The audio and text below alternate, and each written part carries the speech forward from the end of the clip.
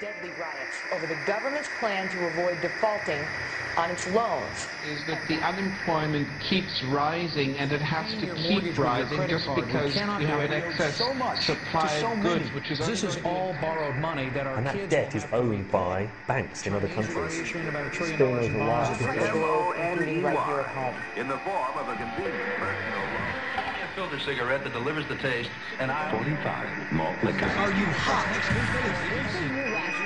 Quite some time ago, by a second, America is sponsoring I first learned it from my grandmother.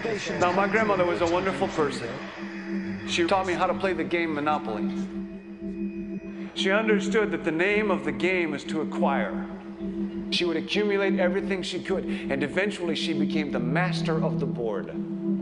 And then she would always say the same thing to me. She'd look at me and she'd say, "One day, you'll learn to play the game." One summer, I played Monopoly almost every day, all day long. And that summer, I learned to play the game. I came to understand the only way to win is to make a total commitment to acquisition. I came to understand that money and possessions, that's the way that you keep score. And by the end of that summer, I was more ruthless than my grandmother. I was ready to bend the rules if I had to win that game. And I sat down with her to play that fall. I took everything she had. I watched her give her last dollar and quit in utter defeat. And then she had one more thing to teach me. Then she said, "Now it all goes back in the box." All those houses and hotels, all the railroads and utility companies, all that property and all that wonderful money. Now it all goes back in the box. None of it was really yours. You got all heated up about it for a while. But it was around a long time before you sat down at the board. And it will be here after you're gone. Players come and players go. Houses and cars, titles and clothes, even your body. Because the fact is that everything I clutch and consume and hoard is going to go back in the box, and I'm going to lose it all. You have to ask yourself, when you finally get the ultimate promotion, when you've made the ultimate purchase, when you buy the ultimate home, when you have stored up financial security and climbed the ladder of success to the highest rung you can possibly climb it, and the thrill wears off, and it will wear off, then what? How far do you have to walk down that road before you see where it leads? Surely you understand, it'll never be enough. So you have to ask yourself the question, what matters?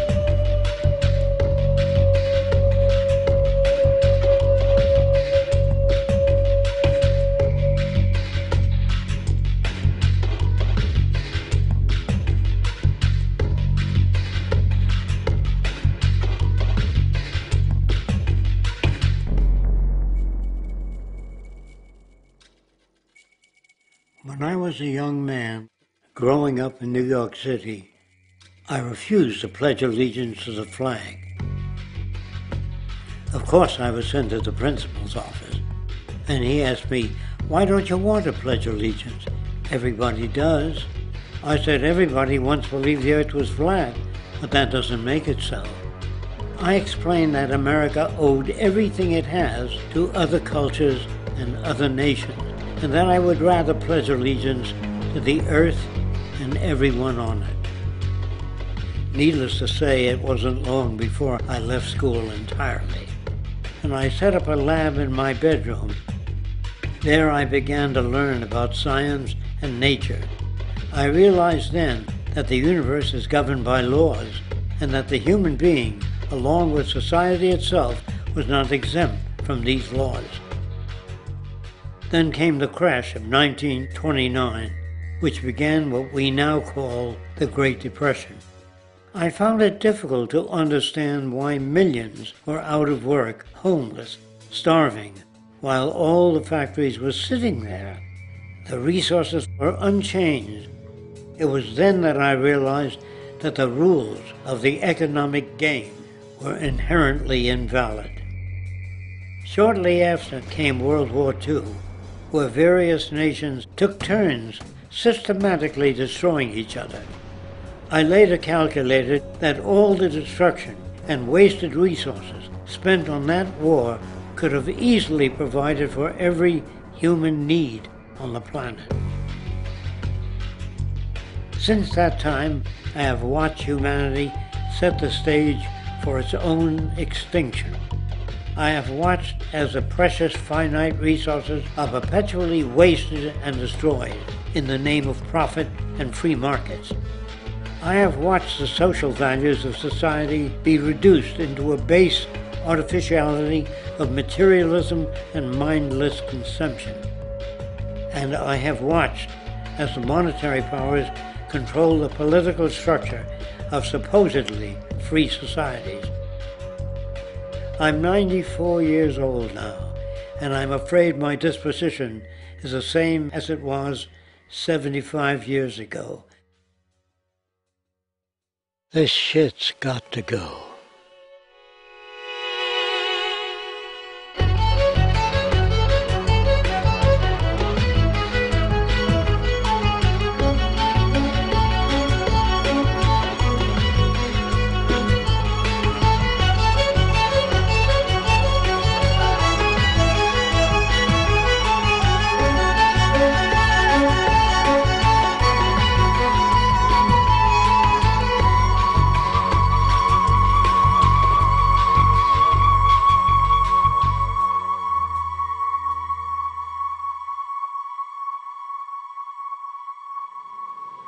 So you're a scientist, and somewhere along the way, hammered into your head is the inevitable nature versus nurture, and that's at least up there with Coke versus Pepsi or Greeks versus Trojans.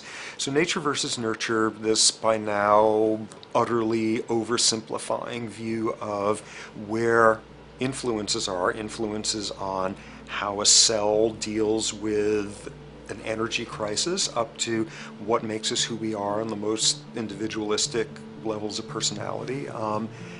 And what you've got is this complete false dichotomy built around nature as deterministic. At the very bottom of all the causality of life is DNA and the code of codes and the Holy Grail, and everything is driven by it. And at the other end, a much more social science perspective, which is we are social organisms, and biology is for slime molds. Humans are free of biology, and obviously both views are nonsense. What you see instead is it is virtually impossible to understand how biology works outside the context of environment. One of the most crazy-making yet widespread and potentially dangerous notions is, oh, that behavior is genetic.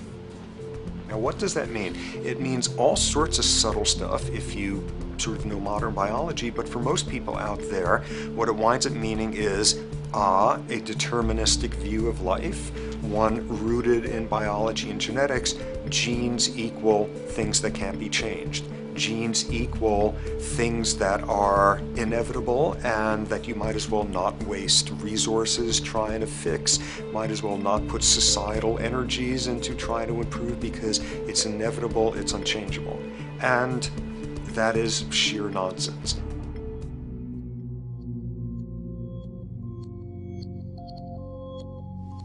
It is widely thought that conditions like ADHD are genetically programmed, conditions like schizophrenia are genetically programmed. The truth is the opposite. Nothing is genetically programmed. They're very rare diseases. I mean, a small handful, extremely sparsely represented in the population, that are truly genetically determined.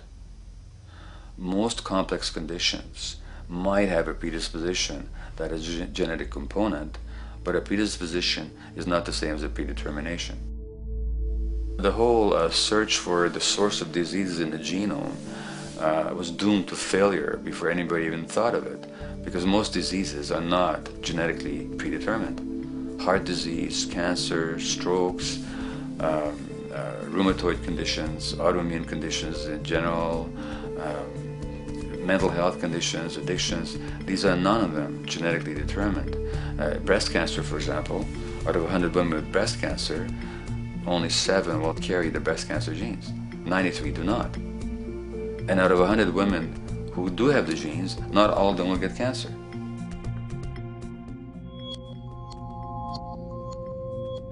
Genes are not just things that make us behave in a particular way regardless of our environment. Genes give us different ways of responding to our environment. In fact, it looks as if some of the early childhood influences of the kind of child rearing affect gene expression, actually turning on and off different genes to put you on a different developmental track, which may suit the kind of world you've got to deal with. So, for example, a study done in Montreal with suicide victims looked at autopsies of the brains of these people. And it turned out that if a suicide victim, these are usually young adults, had been abused as children, the abuse actually caused a genetic change in the brain that was absent in the brains of people who had not been abused. That's an epigenetic effect. Epi means on top of, so that the epigenetic influence is what happens environmentally to either activate or deactivate certain genes. In New Zealand, there's a study that was done in a town called Dunedin, in which a few thousand individuals were studied from birth up to into their 20s. What they found was that they could identify a genetic mutation, an abnormal gene, which did have some relation to the predisposition to commit violence, but only if the individual had also been subjected to severe child abuse. In other words, a child with this abnormal gene would be no more likely to be violent than anybody else, and in fact they actually had a lower rate of violence than people with normal genes, as long as they weren't abused as children. Great additional example of the ways in which genes are not be-all, end-all. Fancy technique where you can take a specific gene out of a mouse, that mouse and its descendants will not have that gene, you have knocked out that gene. So there's this one gene that codes for a protein that has something to do with learning and memory, and this fabulous demonstration, knock out that gene and you have a mouse that doesn't learn as well. Ooh, a genetic basis for intelligence.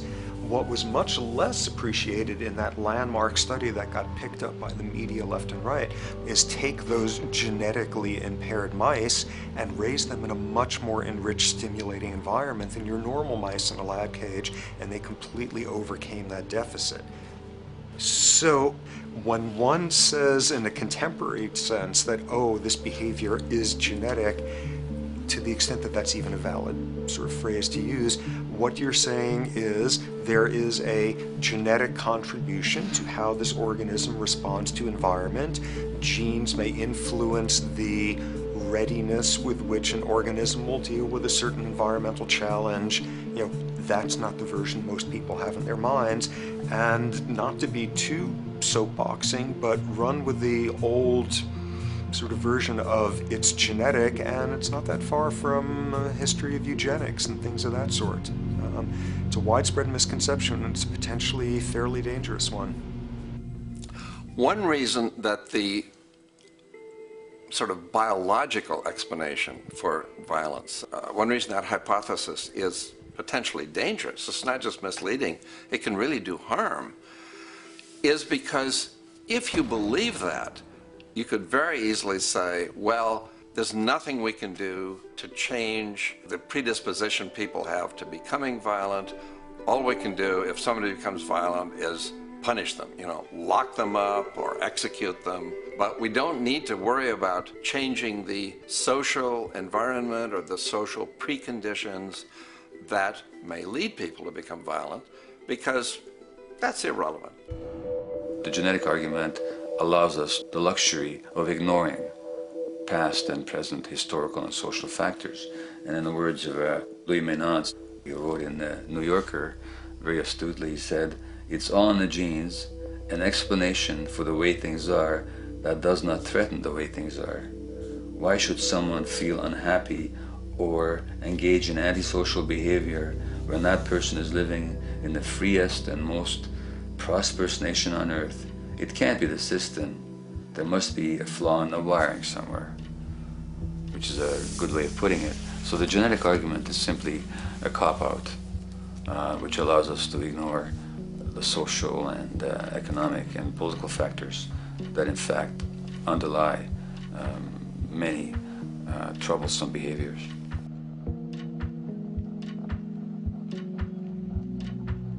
Addictions are usually considered to be a drug-related issue, but looking at it more broadly, I define addiction as any behavior that is associated with craving, with temporary relief, and with long-term negative consequences, along with an impairment of control over it, so that the person wishes to give it up or promises to do so, but can't follow through.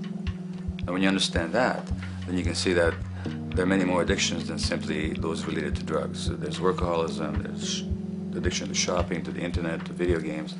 There's the addiction to power. People have power, but they want more and more and more. Nothing is ever enough for them. Acquisition, corporations that must own more and more. The addiction to oil, or at least to the wealth and to the products made accessible to us by oil. Look at the negative consequences on the environment. We're destroying the very earth that we inhabit for the sake of that addiction. Now, these addictions are far more devastating in their social consequences than the cocaine or heroin habits of my downtown East Side patients. Yet they're rewarded and considered to be respectable. The tobacco company executive that shows a higher profit will get a much bigger reward. He doesn't face any negative consequences legally or otherwise. In fact, he's a respected member of the board of several other corporations. But tobacco smoke-related diseases kill 5.5 million people around the world every year. In the United States, they kill 400,000 people a year. And these people are addicted to what? To profit. To such a degree are they addicted that they're actually in denial about the impact of their activities, which is typical for addicts, is denial. And that's a respectable one. It's respectable to be addicted to profit no matter what the cost. So what is acceptable and what is respectable is a highly arbitrary phenomenon in our society. And it seems like the greater the harm, the more respectable the addiction.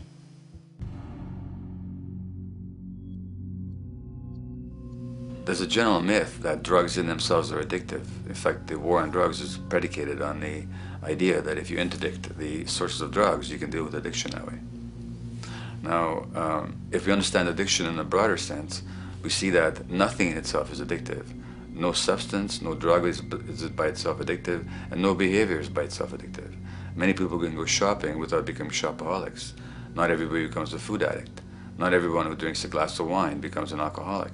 So the real issue is what makes people susceptible, because it's the combination of a susceptible individual and the potentially addictive substance or behavior that actually then makes for the full flowering of addiction.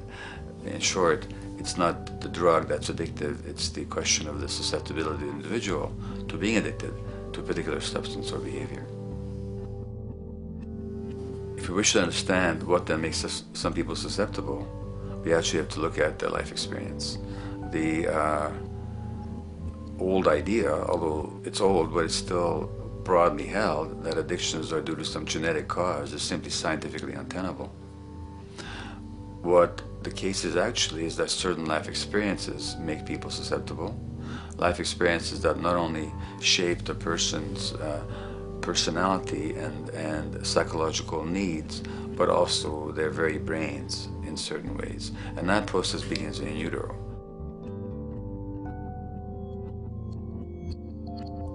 It's been shown, for example, that if you stress mothers during pregnancy, their children are more likely to have traits that predispose them to addictions. And that's because development is shaped by the psychological and social environment. So the biology of human beings is very much affected by and programmed by their life experiences beginning in utero. Environment does not begin at birth. Environment begins as soon as you have an environment. As soon as you are a fetus, you are subject to whatever information is coming through mom's circulations, hormones, levels of nutrients. Great landmark example of this, something called the Dutch hunger winter. 1944, Nazis occupying Holland. For a bunch of reasons, they decide to take all the food and divert it to Germany. For 3 months, everybody there is starving. Tens of thousands of people starve to death.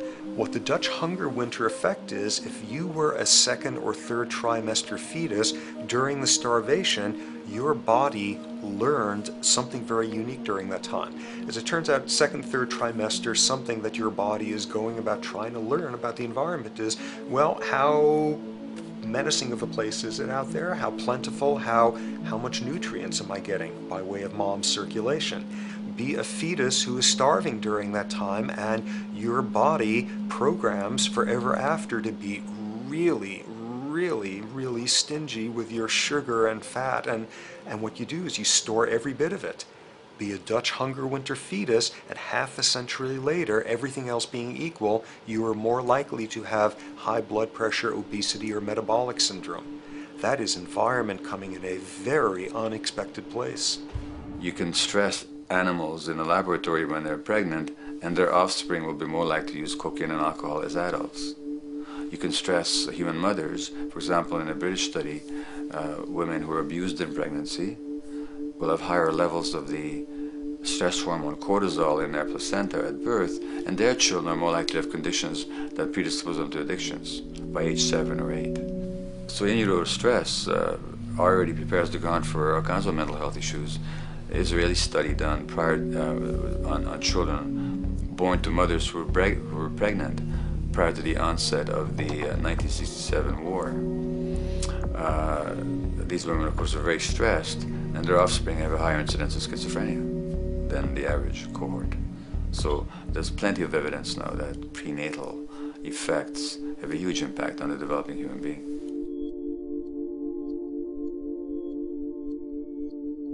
The point about human development, and specifically human brain development, is that it occurs mostly under the impact of the environment and mostly after birth. Now, if you compare us to a horse, which can run on the first day of life, we see that we are very undeveloped. We can't muster that much neurological coordination, balance, muscle strength, visual acuity until a year and a half, 2 years. And that's because the brain development that in the horse happens in the safety of the womb, in a human being has to happen after birth. And that has to do with simple evolutionary logic. As the head gets larger, which is what makes us into human beings, the burgeoning of the forebrain is what creates the human species, actually. At the same time, we walk on 2 legs, so our pelvis narrows to accommodate that. So now we have a narrower pelvis, a larger head. Bingo, we have to be born prematurely. And that means that the brain development that in other animals occurs in utero, in us, occurs after birth. And much of that under the impact of the environment. And the concept of neural Darwinism simply means that the circuits that get the appropriate input from the environment will develop optimally, and the ones that don't will either not develop optimally or perhaps not at all. If you take a child with perfectly good eyes at birth and you put him in a dark room for 5 years, he'll be blind thereafter for the rest of his life, because the circuits of vision require light waves for their development. And without that, even the rudimentary circuits present and active at birth will atrophy and die, and new ones will not develop.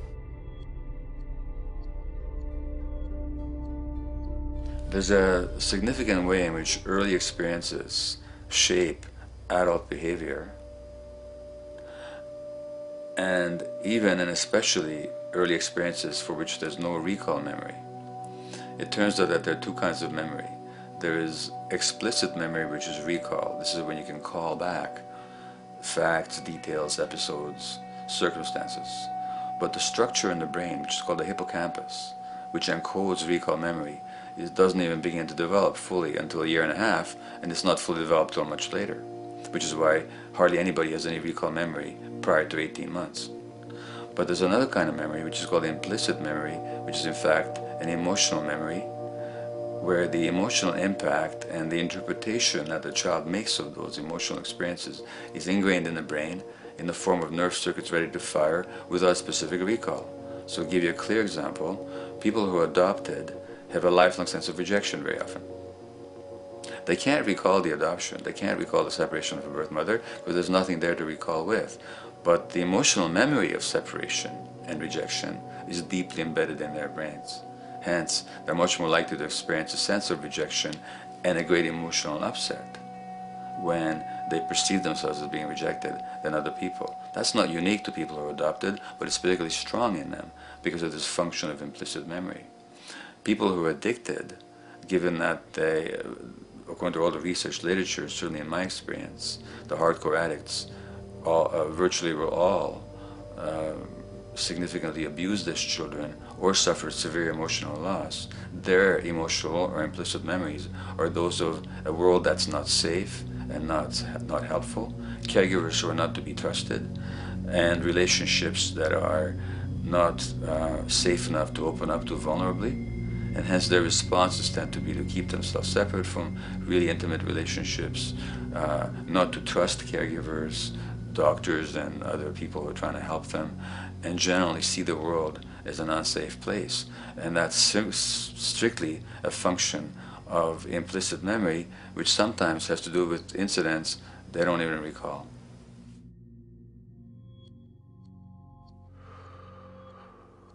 Infants who are born premature are often in incubators and various types of gadgetry and machinery for weeks and perhaps months.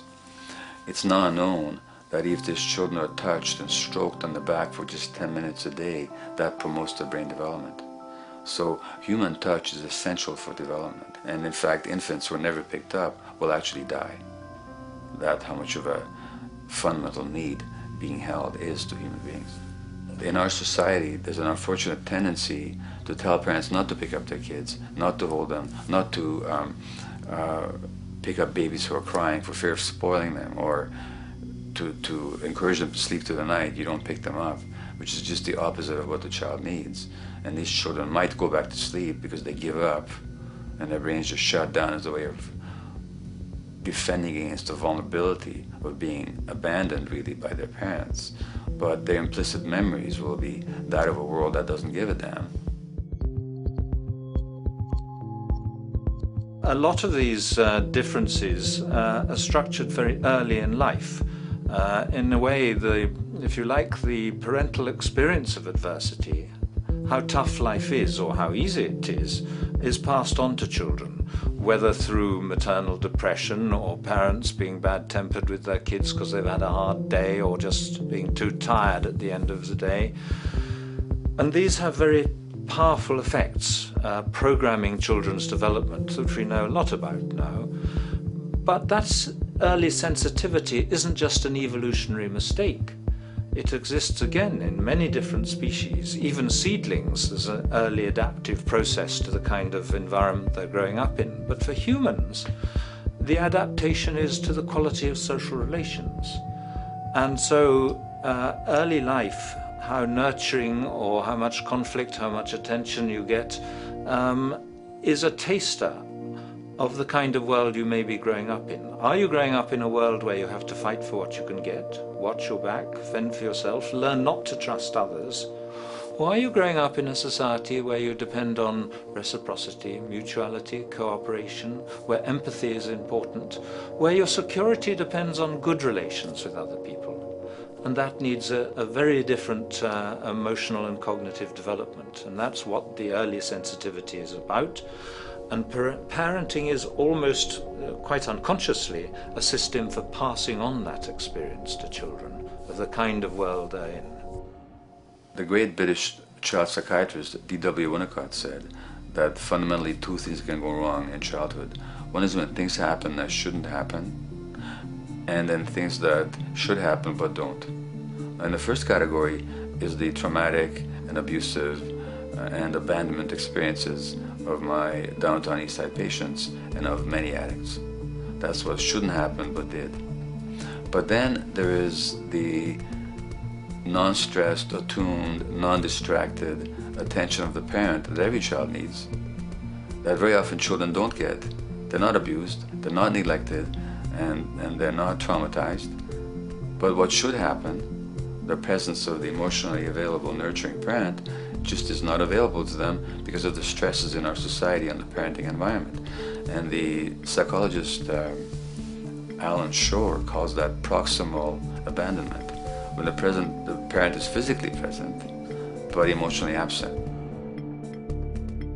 I have spent roughly the last 40 years of my life working with the most violent people our society produces, murderers, rapists, and so on, in an attempt to understand what causes this violence. I discovered that the most violent of the criminals in our prisons had themselves been victims of a degree of child abuse that was beyond the scale of what I ever thought of applying the term child abuse to. I had no idea of the depth of the depravity with which children in our society are all too often treated. The most violent people I saw were themselves the survivors of their own attempted murder, often at the hands of their parents or other people in their social environment, or were the survivors of family members who'd been killed, their closest family members, by other people. The Buddha argued that everything depends on everything else. He says the one contains the many and the many contains the one. That you can't understand anything in isolation from its environment. The leaf contains the sun, the sky, and the earth, obviously. This has not been shown to be true, of course, all around, and specifically when it comes to human development. The modern scientific term for it is the biopsychosocial nature of human development, which says that the biology of human beings depends very much on their interaction with the social and psychological environment. And specifically, the psychiatrist and researcher Daniel Siegel at the University of California, Los Angeles, UCLA, has coined the phrase interpersonal neurobiology, which means to say that the way that our nervous system functions depends very much on our personal relationships. In the first place with the parenting caregivers, and in the second place with other important attachment figures in our lives, and in the third place with our entire culture. So that you can't separate the neurological functioning of a human being from the environment in which he or she grew up in and continues to exist in. And this is true throughout the life cycle. It's particularly true when you're dependent and helpless and your brain is developing, but it's true even in adults and even at the end of life. Human beings have lived in almost every kind of society, from the most egalitarian, hunting and gathering societies seem to have been very egalitarian, for instance based on food sharing, gift exchange. Small bands of people living predominantly off of foraging, but a little bit of hunting. Predominantly among people you have at the least known your entire life, if not surrounded by third cousins or closer, in a world in which there is a great deal of fluidity between different groups, in a world in which there is not a whole lot in terms of material culture. This is how humans have spent most of their hominid history. And no surprise, that makes for a very different world. One of the things you get as a result of that is far less violence. Organized group violence is not something that occurred at that time of human history, and that seems quite clear. So where did we go wrong? Violence is not universal. It's not symmetrically distributed throughout the human race. There is a huge variation in the amount of violence in different societies. There are some societies that have virtually no violence. There are others that destroy themselves. Some of the Anabaptist religious groups that are complete, strict pacifists, like the Amish, the Mennonites, the Hutterites. Among some of these groups, the Hutterites, there are no recorded cases of homicide. During our major wars, like World War II, where people were being drafted, they would refuse to serve in the military. They would go to prison rather than serve in the military. In the kibbutzim in Israel, the level of violence is so low that the criminal courts there will often send violent offenders, people who've committed crimes, to live on the kibbutzim in order to learn how to live a nonviolent life, because that's the way people live there. So we are amply shaped by society. Our societies in the broader sense, including our theological, our metaphysical, our linguistic influences, etc., our societies help shape us as to whether or not we think life is basically about sin or about beauty, whether the afterlife will carry a price for how we live our lives or if it's irrelevant. In a broad sort of way, different large societies could be termed as individualistic or collectivist, and you get very different people and different mindsets, and I suspect different brains coming along with that. We in America are in one of the most individualistic of societies, and capitalism being a system that allows you to go higher and higher up a potential pyramid, and the deal is it comes with fewer and fewer safety nets. By definition, the more stratified a society is, the fewer people you have as peers, the fewer people with whom you have symmetrical, reciprocal relationships, and instead all you have are differing spots and endless hierarchies. And a world in which you have few reciprocal partners is a world with a lot less altruism.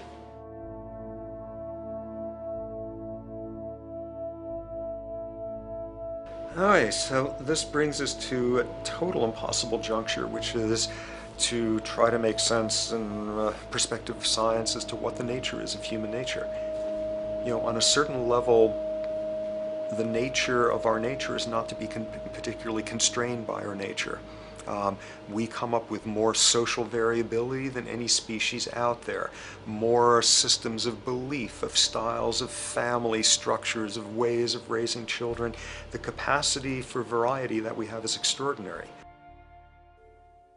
In a society which is predicated on competition and really very often the ruthless exploitation of one human being by another, the profiteering of other people's problems, and very often the creation of problems for the purpose of profiteering, the ruling ideology will very often justify that behavior by appeals to some fundamental and unalterable human nature.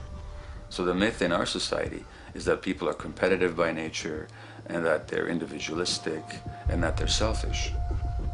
The real reality is quite the opposite.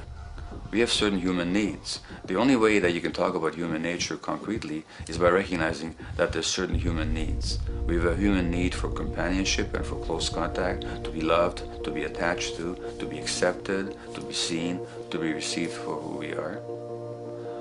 If those needs are met, we develop into people who are compassionate and cooperative and who have empathy for other people. So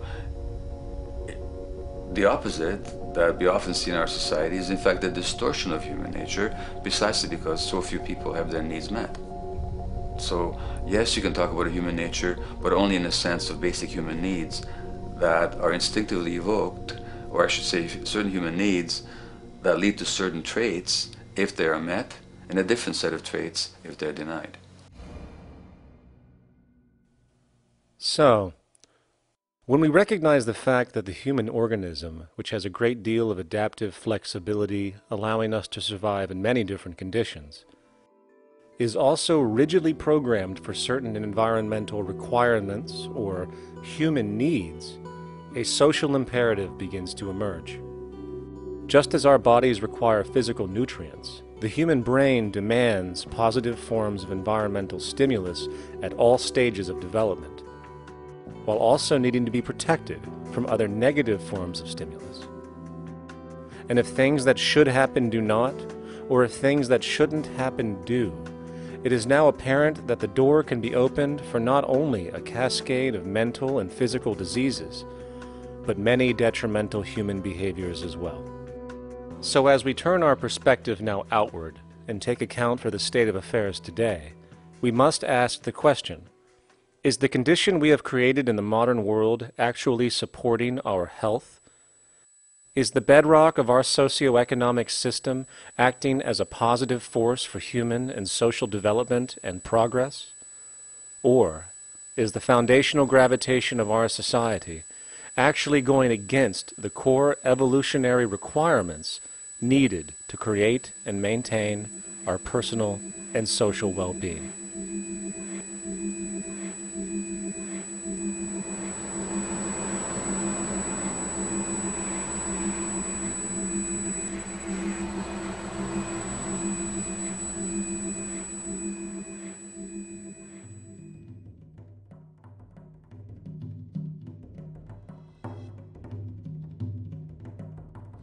So one might ask, where did this all begin, what we have today, really a world in a state of cumulative collapse?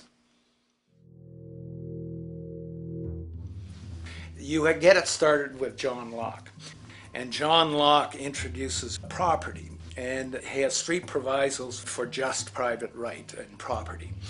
And the three provisos are that there must be enough left over for others, and that you must not let it spoil, and that you, most of all, must mix your labor with it. It seems justified. You mix your labor with the world, then you're entitled to the product, and as long as there's enough left over for others, and as long as it doesn't spoil, you don't allow anything to go to waste, that's okay. Well, he spends a long time of his famous treatise of government, and it's since been the canonical text for economic and political and legal understanding. Is still a classic text of study. Well, what he did is, after he gives the provisos, and you're almost thinking at the time whether you're for private property or not, he's given a very good and plausible and powerful defense of private property here. Well, he drops them. He drops them like that, right in one sentence. He says, well, once the introduction of money came in by men's tacit consent, then it became, and he doesn't say all the provisos are canceled, erased, but that's what happens. So now we have not product and your property earned by your own labor. Oh no, money buys labor now. There's no longer a consideration of whether there's enough left over for others. There's no longer a consideration of whether it spoils, because he says, well, money's like silver and gold can't spoil, therefore monies can't be responsible for waste, which is ridiculous. We're not talking about money and silver, we're talking about what its effects are. It's one non sequitur after another.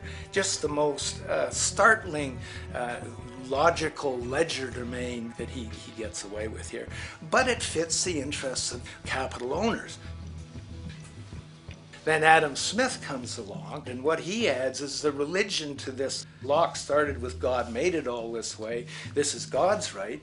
And now we get also with Smith coming along and says it's not only God's, I mean, he's not saying this, but this is what's happening philosophically in principle.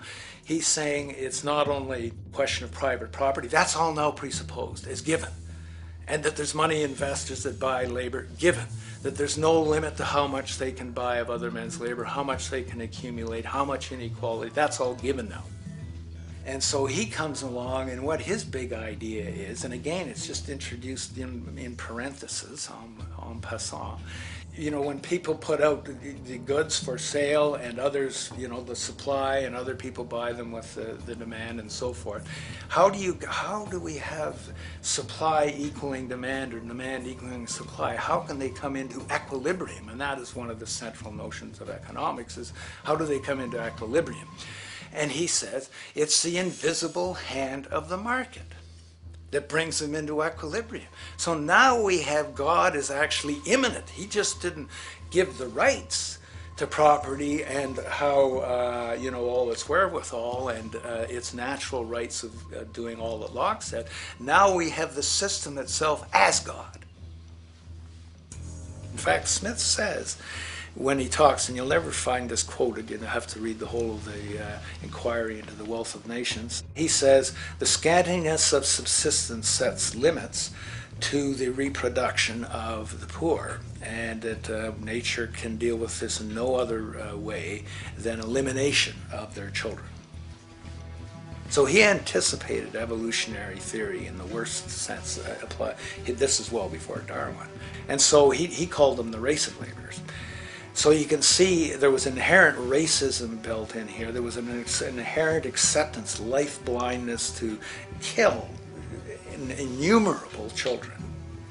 And he thought, well, that's the invisible hand making supply meet demand and demand meet supply. So see how wise God is. So you can see a lot of the really virulent, life-destructive, eco-genocidal things that are going on now have, in a way, a thought gene back in Smith too. When we reflect on the original concept of the so-called free market capitalist system, as initiated by early economic philosophers such as Adam Smith, we see that the original intent of a market was based around real, tangible, life-supporting goods for trade. Adam Smith never fathomed that the most profitable economic sector on the planet would eventually be in the arena of financial trading or so-called investment, where money itself is simply gained by the movement of other money in an arbitrary game which holds zero productive merit to society. Yet, regardless of Smith's intent, the door for such seemingly anomalous advents was left wide open by one fundamental tenet of this theory. Money is treated as a commodity in and of itself. Today, in every economy of the world, regardless of the social system they claim, money is pursued for the sake of money and nothing else. The underlying idea, which was mysteriously qualified by Adam Smith with his religious declaration of the invisible hand, is that the narrow, self-interested pursuit of this fictional commodity will somehow magically manifest human and social well-being and progress. The reality is that the monetary incentive interest, or what some have termed the money sequence of value, has now completely decoupled from the foundational life interest, which could be termed the life sequence of value. What has happened is that there's a complete confusion in economic doctrine between those two sequences. They think that the money sequence of value delivers the life sequence of value, and that's why they say if more goods are sold, if GDPs rise and so forth, therefore there'll be more well-being, enhanced well-being. We take the GDP to be basically our indicator of social health. Well, there you see the confusion. It's talking about money sequences of value, that is all the receipts, all the revenues that are derived from selling goods, and they're confusing that with life reproduction, so that you have built right into this thing from the beginning is a complete conflation of the money and life sequences of value. So we're dealing with a kind of structured delusion that becomes more and more deadly as the money sequence decouples from producing anything at all. So it's a system disorder, and the system disorder seems to be fatal.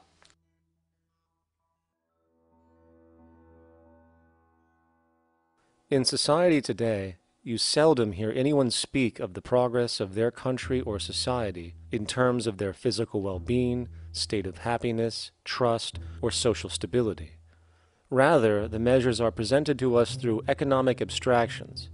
We have the gross domestic product, the consumer price index, the value of the stock market, rates of inflation, and so on. But does this tell us anything of real value as to the quality of people's lives? No, all these measures have to do with the money sequence itself and nothing more. For example, the gross domestic product of a country is a measure of the value of goods and services sold. This measure is claimed to correlate to the standard of living of a country's people. In the United States, healthcare accounted for over 17% of GDP in 2009, amounting to over $2.5 trillion spent, hence creating a positive effect on this economic measure. And based on this logic, it would be even better for the U.S. economy if healthcare services increased more so, perhaps to $3 trillion or $5 trillion, since that would create more growth, more jobs, and hence boasted by economists as a rise in their country's standard of living. But wait a minute, what do healthcare services actually represent? Well, sick and dying people. That's right, the more unhealthy people there are in America, the better the economy. Now, that is not an exaggeration or a cynical perspective. In fact, if we step back far enough, you will realize that the GDP not only doesn't reflect real public or social health on any tangible level, it is, in fact, mostly a measure of industrial inefficiency and social degradation. And the more you see it rise, the worse things are becoming with respect to personal, social, and environmental integrity.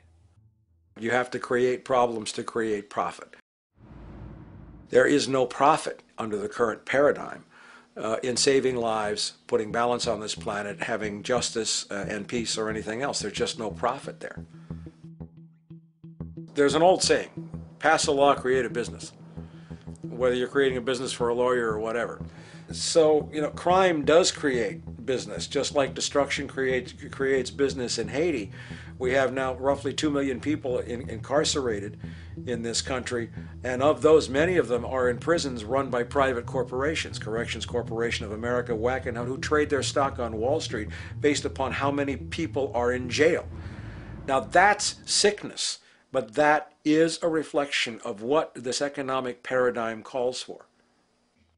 So what exactly does this economic paradigm call for? What is it that keeps our economic system going? Consumption. Or more accurately, cyclical consumption. When we break down the foundation of classic market economics, we are left with a pattern of monetary exchange that simply cannot be allowed to stop or even substantially slowed, if the society as we know it is to remain operational. There are three main actors on the economic stage: the employee, the employer, and the consumer. The employee sells labor to the employer for income. The employer sells its production services and hence goods to the consumer for income. And the consumer, of course, is simply another role of the employer and employee, spending back into the system to enable the cyclical consumption to continue. In other words, the global market system is based on the assumption that there will always be enough product demand in society to move enough money around at a rate which can keep the consumption process going. And the faster the rate of consumption, the more so-called economic growth is assumed, and so the machine goes. But hold on, I thought an economy was meant to, economize? Doesn't the very term have to do with preservation and efficiency and a reduction of waste? So how does our system, which demands consumption and the more the better, efficiently preserve or economize at all? Well, it doesn't. The intent of the market system is, in fact, the exact opposite of what a real economy is supposed to do, which is efficiently and conservatively orient the materials for production and distribution of life-supporting goods. We live on a finite planet with finite resources, where, for example, the oil we utilize took millions of years to develop, where the minerals we use took billions of years to develop. So, having a system that deliberately promotes the acceleration of consumption for the sake of so-called economic growth is pure ecocidal insanity. Absence of waste, that's what efficiency is. Absence of waste. This system is more wasteful than all the other existing systems in the history of the planet. Every level of life organization and life system is in a state of crisis and challenge and decay or collapse. No peer-reviewed journal in the last 30 years will tell you anything different. That is that every life system is in decline, as well as social programs, as well as our water access. Try to name any means of life that isn't threatened and in danger. You can't. There really isn't one, and that's very, very despairing.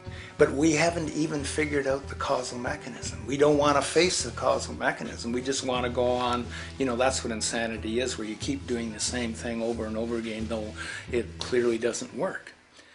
So you're really dealing with not an economic system, but I would go so far as to say an anti-economic system. There's an old saying that the competitive market model seeks to create the best possible goods at the lowest possible prices. This statement is essentially the incentive concept, which justifies market competition based on the assumption that the result is the production of higher quality goods. If I was going to build myself a table from scratch, I would naturally build it out of the best, most durable materials possible, right? With the intent for it to last as long as possible. Why would I want to make something poor, knowing I would have to eventually do it again and expend more materials and more energy? Well, as rational as that may seem in the physical world, when it comes to the market world, it is not only explicitly irrational, it is not even an option. It is technically impossible to produce the best of anything if a company is to maintain a competitive edge and hence remain affordable to the consumer. Literally everything created and set for sale in the global economy is immediately inferior the moment it is produced, for it is a mathematical impossibility to make the most scientifically advanced, efficient, and strategically sustainable products. This is due to the fact that the market system requires that cost efficiency, or the need to reduce expenses, exist at every stage of production, from the cost of labor to the cost of materials and packaging, and so on. This competitive strategy, of course, is to make sure the public buys their goods rather than from a competing producer, which is doing the exact same thing to also make their goods both competitive and affordable. This immutably wasteful consequence of the system could be termed intrinsic obsolescence. However, this is only one part of a larger problem. A fundamental governing principle of market economics, one that you will not find in any textbook, by the way, is the following. Nothing produced can be allowed to maintain a lifespan longer than what can be endured in order to continue cyclical consumption. In other words, it is critical that stuff break down, fail, and expire within a certain amount of time. This is termed planned obsolescence. Planned obsolescence is the backbone of the underlying market strategy of every goods-producing corporation in existence. While very few, of course, would admit to such a strategy outright, what they do is mask it within the intrinsic obsolescence phenomenon just discussed, while often ignoring or even suppressing new advents in technology which might create a more sustainable, durable good. So, if it wasn't wasteful enough that the system inherently cannot allow the most durable and efficient goods to be produced, planned obsolescence deliberately recognizes that the longer any good is in operation, the worse it is for sustaining cyclical consumption and hence the market system itself. In other words, product sustainability is actually inverse to economic growth, and hence there is a direct, reinforced incentive to make sure lifespans are short of any given good produced. And in fact, the system cannot operate any other way. One glance at the sea of landfills now spreading across the world show the obsolescence reality. There are now billions of cheaply made cell phones, computers, and other technology, each full of precious, difficult-to-mine materials such as gold, coltan, copper, now rotting in vast piles, usually due to the mere malfunction or obsolescence of small parts, which, in a conservative society, could likely be fixed or updated, and the life of the good extended. Unfortunately, as efficient as that may seem in our physical reality, living on a finite planet with finite resources, it is explicitly inefficient with respect to the market. To put it into a phrase, efficiency, sustainability, and preservation are the enemies of our economic system. Likewise, just as physical goods need to be constantly produced and reproduced, regardless of their environmental impact, the service industry operates with an equal rationale. The fact is, there is no monetary benefit to resolving any problems which are currently being serviced, At the end of the day, the last thing the medical establishment really wants is the curing of diseases such as cancer, which would eliminate countless jobs and trillions in revenue.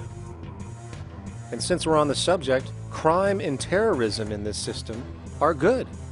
Well, at least economically, for it is employing police, generating high-value commodities for security, not to mention the value of prisons that are privately owned for profit. And how about war? The war industry in America is a huge driver of GDP, one of the most profitable industries, producing weapons of death and destruction. The favorite game of this industry is to blow things up and then go and rebuild them for profit. We saw this with the windfall billion-dollar contracts made from the Iraq War. The bottom line is that socially negative attributes of society have become positively rewarded ventures for industry, and any interest in problem resolution or environmental sustainability and conservation is intrinsically counter to economic sustainability. And this is why, every time you see the GDP rise in any country, you are witnessing an increase in necessity, whether real or contrived. And by definition, a necessity is rooted in inefficiency. Hence, increased necessity means increased inefficiency. The American dream is based on rampant consumerism. It is based upon the fact that mainstream media, and especially commercial advertising, all corporations who need this infinite growth have convinced us or brainwashed most people in America, and hence the world, that we have to have X number of material possessions and the possibility of gaining infinitely more material possessions in order to be happy. That's just not true. So why do people continue to buy in this way, which is ultimately eco-genocidal in its systemic effects cumulatively? And it just is classical operant conditioning. You simply put inputs of conditioning into the organism, and you have outputs of desired behaviors or goals or objectives. And it has all the resources of technology. And they boast about how they get into the minds of infants. What they hear is already making them conditioned to the brand. Then you see, well, that's how people have been such fools. In a way, they've been taught to be fools. It's a value system disorder. You know, if there is any testament to the plasticity of the human mind, if there is any proof to how malleable human thought is and how easily conditioned and guided people can become based on the nature of their environmental stimulus and what it reinforces, the world of commercial advertising is the proof. You have to stand in awe at the level of brainwashing where these programmed robots known as consumers wander the landscape only to walk into a store and spend, say, $4,000 on a handbag that likely costs $10 to make in a sweatshop overseas, only for the brand status it supposedly represents in the culture. Or perhaps the ancient communal traditions which increased trust and cohesiveness in society, which have now been hijacked by acquisitive, materialistic values, where now annually we exchange useless crap a few times a year. And we might wonder why so many today have a compulsion to shopping and acquisition, when it is clear that they have been conditioned from childhood to expect material goods as a sign of their status with friends and family. The fact is, the foundation of any society are the values that support its operation, and our society, as it exists, can only operate if our values support the conspicuous consumption it requires to continue the market system. 75 years ago, consumption in America and much of the First World was half of what we see today per person. Today's new consumer culture has been manufactured and imposed due to the very real need for higher and higher levels of consumption. And this is why most corporations now spend more money on advertising than the actual process of product creation itself. They work diligently to create a false need for you to fill, and it happens to work. You know, economists are in fact not economists at all. They're propagandists of money value, and you'll find that all their models basically get down to token exchanges that are to the profit of one side or both sides or whatever, but they're completely disconnected from the actually existing world of reproduction. In Ohio, an old man failed to pay his electric bill. You may be familiar with the case. And the electric company turned off the electricity and he died.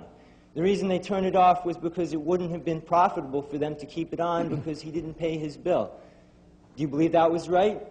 The responsibility really lies not on the electric company for turning it off, but on those of this man's neighbors and friends and associates who are not charitable enough to enable him as an individual to meet the electric bill. Did I hear that right? Did he just say the death of a man caused by not having money was the responsibility of other people, or in effect, charity? Well then, I guess we're going to need a whole lot of infomercials, little miserable coin slot donations for bodega counters, and a bunch of pickle jars for the billion people now starving to death on this planet because of the very system Milton Friedman promotes. Whether you are dealing with the philosophies of Milton Friedman, F.A. Hayek, John Maynard Keynes, Ludwig von Mises, or any other major market economist, the basis of rationale rarely leaves the money sequence. It is like a religion. Consumption analysis, stabilization policies, deficit spending, aggregate demand. It exists as a never-ending, self-referring, self-rationalizing circle of discourse where universal human need, natural resources, or any form of physical life-supporting efficiency is ruled out by default and replaced by the singular notion that humans seeking advantage over each other for money alone, motivated by their own narrow self-interest, will magically create a sustainable, healthy, balanced society. There is no life coordinate in this whole theory, this whole doctrine. What are they doing?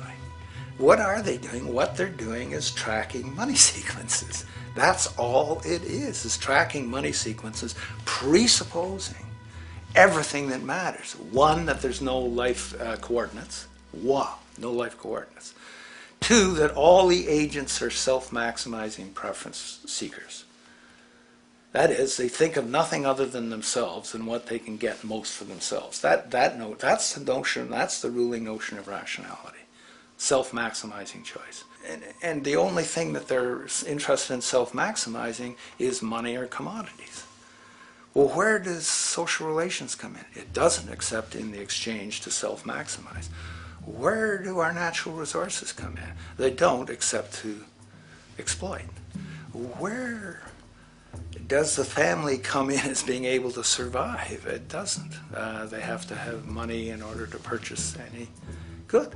Well, shouldn't an economy deal somewhere with human need? Isn't that what the fundamental issue is, to satisfy human needs? Oh, need isn't even in your lexicon. You dissolve it into wants. And what is a want? That means money demand that wants to buy. Well, if it's money demand that wants to buy, it's got nothing to do with need, because it may be the person has no money demand and desperately needs, say, water supply. Or it may be money demand wants a gold toilet seat. Well, where does it all go? To the gold toilet seat. And you call this economics?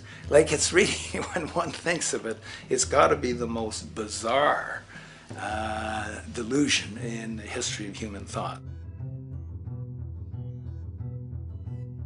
Now, so far we have focused on the market system, but this system is actually only one half of the global economic paradigm.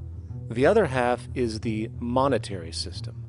While the market system deals with the interaction of people gaming for profit across the spectrum of labor, production, and distribution, the monetary system is an underlying set of policies set by financial institutions which create conditions for the market system, among other things. It includes terms we often hear, such as interest rates, loans, debt, the money supply, inflation, etc.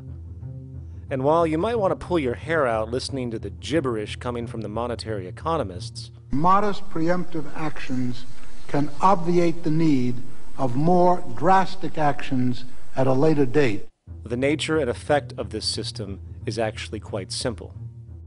Our economy has, or the global economy, has three basic things that govern it. One is fractional reserve banking, banks printing money out of nothing. It's also based upon compound interest. When you borrow money, you have to pay back more than you borrowed, which means that you, in effect, create money out of thin air, again, which has to be serviced by creating still more money. We live in an infinite growth paradigm. The economic paradigm we live in now is a Ponzi scheme. Nothing grows forever. It's not possible. As a great psychologist James Hillman wrote, the only thing that grows in a human body after a certain age is cancer. It's not just the amount of money that has to keep growing, it's the amount of consumers. Consumers to borrow money at interest to generate more money, and obviously that's not possible on a finite planet. People are basically vehicles to just create money, which must create more money to keep the whole thing from falling apart, which is what's happening right now. There are really only two things anyone needs to know about the monetary system. 1. All money is created out of debt. Money is monetized debt, whether it materialized from treasury bonds, home loan contracts, or credit cards. In other words, if all outstanding debt was to be repaid right now, there would not be $1 in circulation. And 2, interest is charged on virtually all loans made, and the money needed to pay back this interest does not exist in the money supply outright. Only the principal is created by the loans, and the principal is the money supply.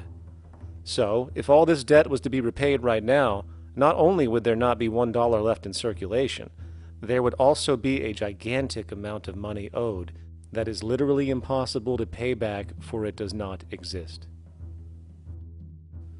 The consequence of all of this is that two things are inevitable: inflation and bankruptcy. As far as inflation, this can be seen as an historical trend in virtually every country today, and easily tied to its cause, which is the perpetual increase of the money supply, which is required to cover the interest charges and keep the system going. As far as bankruptcy, it comes in the form of debt collapse. This collapse will inevitably occur with a person, a business, or a country, and typically happens when the interest payments are no longer possible to make. But there is a bright side to all of this. Well, at least in terms of the market system, because debt creates pressure. Debt creates wage slaves. A person in debt is much more likely to take a low wage than a person who isn't, hence becoming a cheap commodity. So it's great for the corporations to have a pool of people that have no financial mobility. But hey, that same train of thought also goes for entire countries. The World Bank and the International Monetary Fund, which mostly serve as proxies for transnational corporate interests, give gigantic loans to troubled countries at very high interest rates, and then, once the countries are deeply in the hole and can't pay, austerity measures are applied, the corporations swoop in, set up sweatshops, and take their natural resources. Now that's market efficiency. But wait, there's more. You see, there's this unique hybrid of the monetary and market system called the stock market, which rather than, actually produce anything real, they just buy and sell money itself. And when it comes to debt, you know what they do? That's right, they trade it.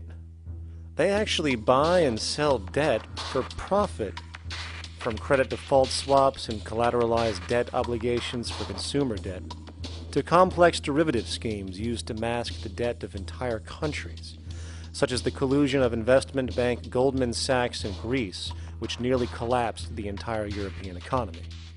So when it comes to the stock market and Wall Street, we have an entirely new level of insanity born out of the money sequence of value.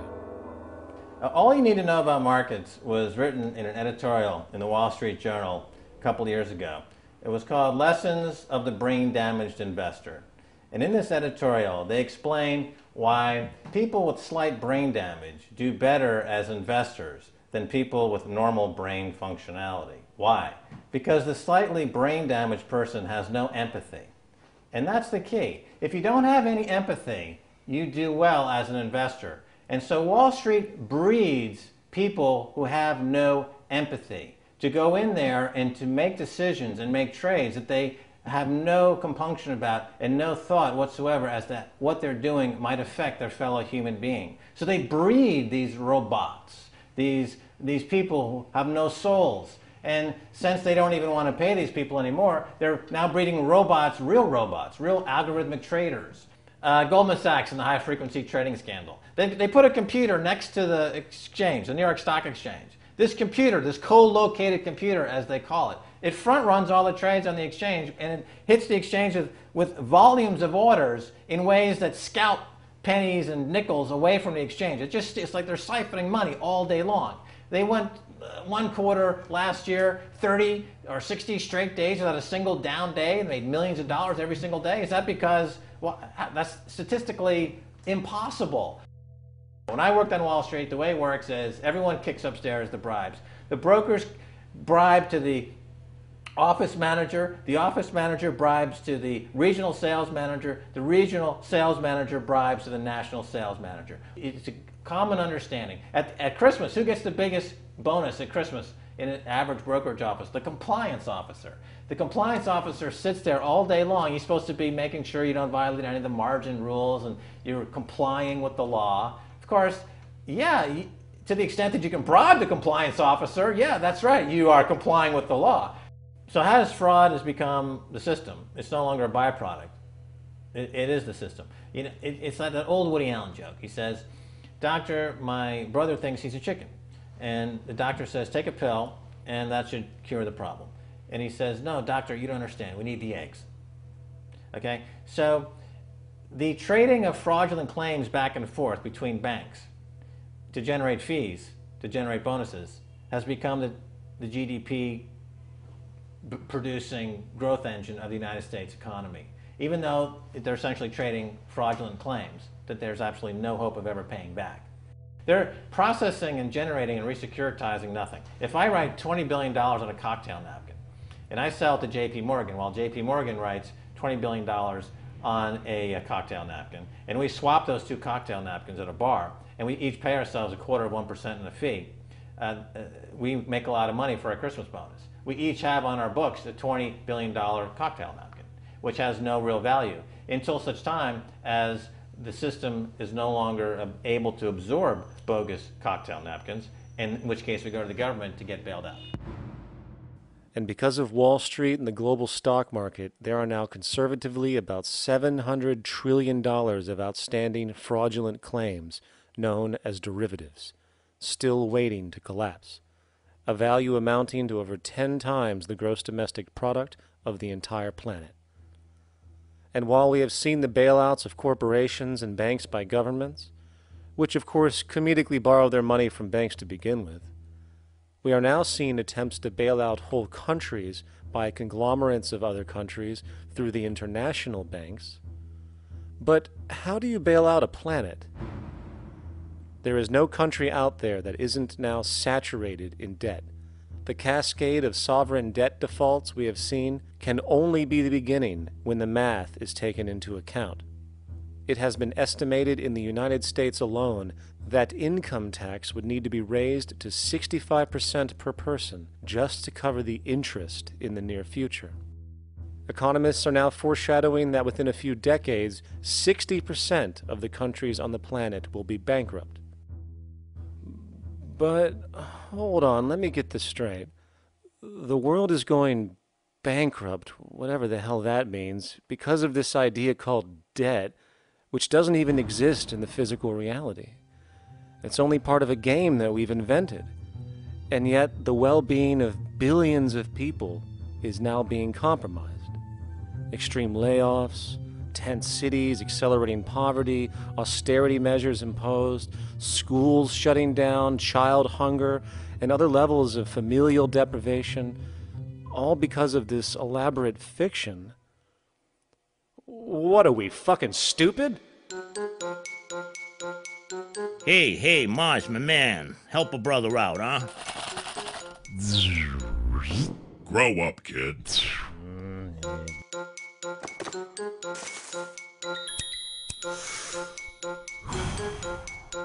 Saturn, what's up, man? You remember that smoking nebula I hooked you up with a while back? Listen, Earth, we're getting really tired of you. You've been given everything, and yet you waste it all. You got plenty of resources, and you know it. Why don't you grow up and learn some responsibility, for Christ's sake? You're making your mother miserable.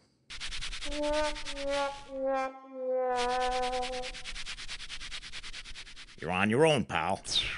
Yeah, whatever.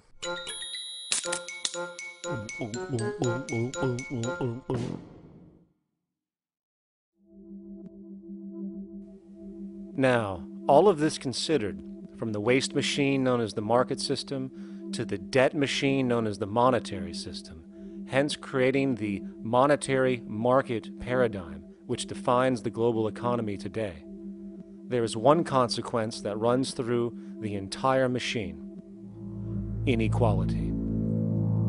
Whether it is the market system which creates a natural gravitation towards monopoly and power consolidation, while also generating pockets of wealthy industries that tower over others regardless of utility, such as the fact that top hedge fund managers on Wall Street now take home over $300 million a year for contributing literally nothing, while a scientist looking for a cure for a disease trying to help humanity might make $60,000 a year if they're lucky. Or whether it is the monetary system, which has class division built right into its structure. For example, if I have $1 million to spare and I put it into a CD at 4% interest, I will make $40,000 a year. No social contribution, no nothing. However, if I'm a lower class person and have to take loans to buy my car or home, I am paying in interest, which, in abstraction, is going to pay that millionaire with the 4% CD. This stealing from the poor to pay the rich is a foundational, built-in aspect of the monetary system, and it could be labeled structural classism. Of course, historically, social stratification has always been deemed unfair, but obviously accepted overall as now 1% of the population owns 40% of the planet's wealth. But, material fairness aside, there is something else going on underneath the surface of inequality, causing an incredible deterioration in public health as a whole. Well, I think people are often puzzled by the contrast between the material success of our societies, unprecedented levels of wealth, and the many social failings. I mean, you know, if you look at the rates of drug abuse or violence or self-harm amongst kids or mental illness, there's clearly something going deeply wrong with our societies. What the data that I've been describing does is simply shows that intuition that people have had for hundreds of years, that inequality is divisive and socially corrosive, that intuition is truer than I think we ever imagined. There are very powerful psychological and social effects of inequality, more to do, I suppose, with feelings of superiority and inferiority, that kind of division, and maybe going with the sort of respect, disrespect, people feeling looked down on at the bottom, which, by the way, is why violence is more common in more unequal societies. It's the trigger to violence is so often people feeling looked down on and disrespected. If there is one principle I can emphasize that is the most important principle underlying the prevention of violence, it would be equality. The single most significant factor that affects the rate of violence is the degree of equality versus the degree of inequality in that society. So what one's looking at is a sort of general social dysfunction. It's not just one or two things that go wrong as inequality increases. It seems to be everything, whether we're talking about crime or health or mental illness or whatever. One of the really disturbing findings out in public health there is never ever make the mistake of being poor or being born poor. Your health pays for it in endless sorts of ways, something known as the health socioeconomic gradient. As you move down from the highest strata in society in terms of socioeconomic status, every step down, health gets worse for umpteen different diseases. Life expectancy gets worse, infant mortality rate, everything you could look at. So a huge issue has been, why is it that this gradient exists? Totally simple, obvious answer, which is if you are chronically sick, you're not going to be very productive, so health causes drive socioeconomic differences. Not that in the slightest. On the very simple level that you could look at socioeconomic status of a 10-year-old, and that's going to predict something about their health decades later. So that's the direction of causality. Next one, what's it about? Oh, it's perfectly obvious. Poor people can't afford to go to the doctor. It's healthcare access. It's got nothing to do with that, because you see these same gradients in countries with universal healthcare, socialized medicine. Okay, next simple explanation. Oh, on the average, the poorer you are, the more likely you are to smoke, to drink, to all sorts of lifestyle risk factor stuff. Yeah, those contribute, but careful studies have shown that explains maybe about a third of the variability. So what's left? And what's left is having a ton to do with the stress of poverty. So the poorer you are, starting off being, the person who's $1 income behind Bill Gates, the poorer you are in this country, on the average, the worse your health is.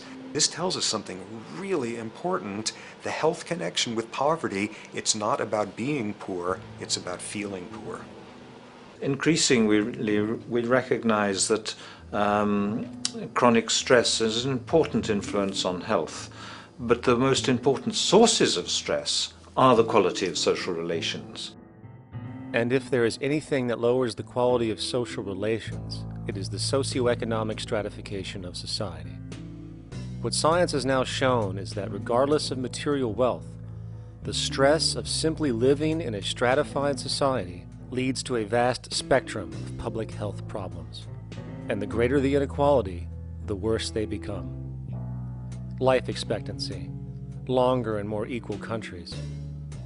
Drug abuse, less in more equal countries. Mental illness, less in more equal countries. Social capital, meaning the ability of people to trust each other, naturally greater in more equal countries. Educational scores, higher in more equal countries. Homicide rates, less in more equal countries. Crime and rates of imprisonment, less in more equal countries. It goes on and on. Infant mortality, obesity, teen birth rate, less in more equal countries. And perhaps most interesting, innovation, greater in more equal countries, which challenges the age-old notion that a competitive, stratified society is somehow more creative and inventive. Moreover, a study done in the UK called the Whitehall Study confirmed that there is a social distribution of disease as you go from the top of the socioeconomic ladder to the bottom. For example, it was found that the lowest rungs of the hierarchy had a 4-fold increase of heart disease-based mortality compared to the highest rungs. And this pattern exists irrespective of access to health care. Hence, the worse a person's relative financial status, the worse their health is going to be on average. This phenomenon is rooted in what could be termed psychosocial stress, and it is at the foundation of the greatest social distortions plaguing our society today. Its cause? The monetary market system. Make no mistake, the greatest destroyer of ecology, the greatest source of waste and depletion and pollution, the greatest purveyor of violence, war, crime, poverty, animal abuse, and inhumanity, the greatest generator of social and personal neuroses, mental disorders, depression, anxiety, not to mention the greatest source of social paralysis, stopping us from moving into new methodologies for personal health, global sustainability, and progress on this planet, is not some corrupt government or legislation, not some rogue corporation or banking cartel, not some flaw of human nature, and not some secret hidden cabal that controls the world. It is, in fact, the socio-economic system itself at its very foundation.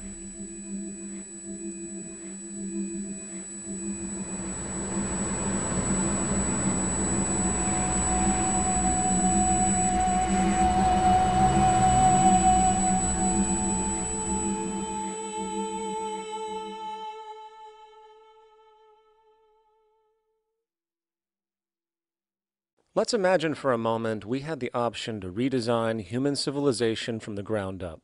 What if, hypothetically speaking, we discovered an exact replica of the planet Earth, and the only difference between this new planet and our current one is that human evolution had not occurred.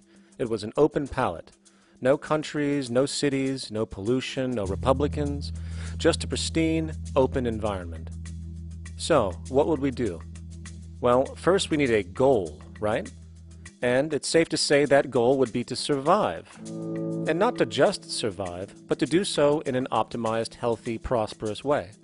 Most people indeed desire to live, and they would prefer to do so without suffering. Therefore, the basis of this civilization needs to be as supportive and hence sustainable for human life as possible, taking into account the material needs of all the world's people while trying to remove anything that could hurt us in the long run. That goal of, say, maximum sustainability understood, the next question regards our method. What kind of approach do we take? Well, let's see. Last I checked, politics was the method of social operation on Earth. So what do the doctrines of the Republicans, liberals, conservatives, or socialists have to say about societal design? Not a damn thing. Okay, then what about religion? Surely the great creator had to have left some blueprint somewhere. No, nothing I can find. Okay then, so what's left? It appears something called science. Science is unique in that its methods demand not only that the ideas proposed be tested and replicated, but everything science comes up with is also inherently falsifiable. In other words, unlike religion and politics, science has no ego, and everything it suggests accepts the possibility of being proven wrong eventually. It holds on to nothing and evolves constantly. Well, that sounds natural enough to me. So then, based on the current state of scientific knowledge in the early 21st century, along with our goal of maximum sustainability for the human population, how do we begin the actual process of construction? Well, the first question to ask, what do we need to survive? The answer, of course, are planetary resources. Whether it is the water we drink, the energy we use, the raw materials we utilize to create tools and shelter, the planet hosts an inventory of resources, many of which are demanded for our survival. So, given that reality, it then becomes critical to figure out what we have and where it is. This means we need to conduct a survey. We simply locate and identify every physical resource on the planet we can, along with the amount available at each location, from the deposits of copper, to the most potent locations for wind farms to produce energy, to the natural freshwater springs, to an assessment of the amount of fish in the ocean, to the most prime arable land for food cultivation, etc. But, since we humans are going to be consuming these resources over time, we then realize that not only do we need to locate and identify, we also need to track. We need to make sure we don't run out of any of this stuff. That would be bad. And this means not only tracking our rates of use, but the rates of earthly regeneration as well, such as how long it takes for, say, a tree to grow or a spring to replenish. This is called dynamic equilibrium. In other words, if we use up trees faster than they can be grown back, we have a serious problem, for it is unsustainable. So then, how do we track this inventory, especially when we recognize that all of this stuff is scattered everywhere? We have large mineral mines in what we call Africa, energy concentrations in the Middle East, huge tidal power possibilities on the Atlantic coast of North America, the largest supply of fresh water in Brazil, etc. Well, once again, good old science has a suggestion. It's called systems theory. Systems theory recognizes that the fabric of the natural world, from human biology to the earthly biosphere to the gravitational pull of the solar system itself, is one huge synergistically connected system, fully interlinked. Just as human cells connect to form our organs, and the organs connect to form our bodies, and since our bodies cannot live without the earthly resources of food, air, and water, we are intrinsically connected to the earth, and so on. So, as nature suggests, we take all of this inventory and tracking data and create a system to manage it. A global resource management system, in fact, to account for every relevant resource on the planet. There is simply no logical alternative if our goal as a species is survival in the long run. We have to keep track as a whole. That understood, we can now consider production. How do we use all this stuff? What will our process of production be, and what do we need to consider to make sure it is as optimized as possible to maximize our sustainability? Well, the first thing that jumps right out at us is the fact that we need to constantly try and preserve. The planet's resources are essentially finite, so it is important that we be strategic. Strategic preservation is key. The second thing we recognize is that some resources are really not as good as others in their performance. In fact, some of this stuff, when put into use, has a terrible effect on the environment, which invariably hinders our own health. For example, oil and fossil fuels, no matter how you cut it, release some pretty destructive agents into the environment. Therefore, it is critical we do our best to use such things only when we really have to, if at all. Fortunately for us, we see a ton of solar, wind, tidal, wave, heat differential, and geothermal possibilities for energy production, so we can strategize objectively about what we use and where to avoid what could be called negative retroactions, or anything that results from production or use that damages the environment and hence ourselves. We will call this strategic safety, to couple in with our strategic preservation. But production strategies do not stop there. We are going to need an efficiency strategy for the actual mechanics of production itself. And what we find is that there are roughly 3 specific protocols we must adhere to. 1. Every good we produce must be designed to last as long as possible. Naturally, the more things break down, the more resources we are going to need to replace them, and the more waste produced. 2. When things do break down or are no longer usable for whatever reason, it is critical that we harvest or recycle as much as we possibly can. So the production design must take this into account directly at the very earliest stages. 3. Quickly evolving technologies, such as electronics, which are subject to the fastest rates of technological obsolescence, would need to be designed to foreshadow and accommodate physical updates. The last thing we want to do is throw away an entire computer system just because it has only one broken part or is outdated. So we simply design the components to be easily updated, part by part, standardized and universally interchangeable, foreshadowed by the current trend of technological change. And when we realize that the mechanisms of strategic preservation, strategic safety, and strategic efficiency are purely technical considerations, devoid of any human opinion or bias, we simply program these strategies into a computer which can weigh and calculate all the relevant variables, allowing us to always arrive at the absolute best method for sustainable production based on current understandings. And while that might sound complex, all it is a glorified calculator. Not to mention such multivariate decision-making and monitoring systems are already used across the world today for isolated purposes. It is simply a process of scaling it out. So, now we not only have our resource management system, but also a production management system, both of which are easily computer automated to maximize efficiency, preservation, and safety. The informational reality is that the human mind, or even a group of humans, cannot track what needs to be tracked. It must be done by computers, and it can be. And this brings us to the next level, distribution. What sustainability strategies make sense here? Well, since we know that the shortest distance between 2 points is a straight line, and since energy is required to power transport machines, the less transport distance, the more efficient. Producing goods in one continent and shipping them over to another only makes sense if the goods in question simply cannot be produced in the target area. Otherwise, it is nothing but wasteful.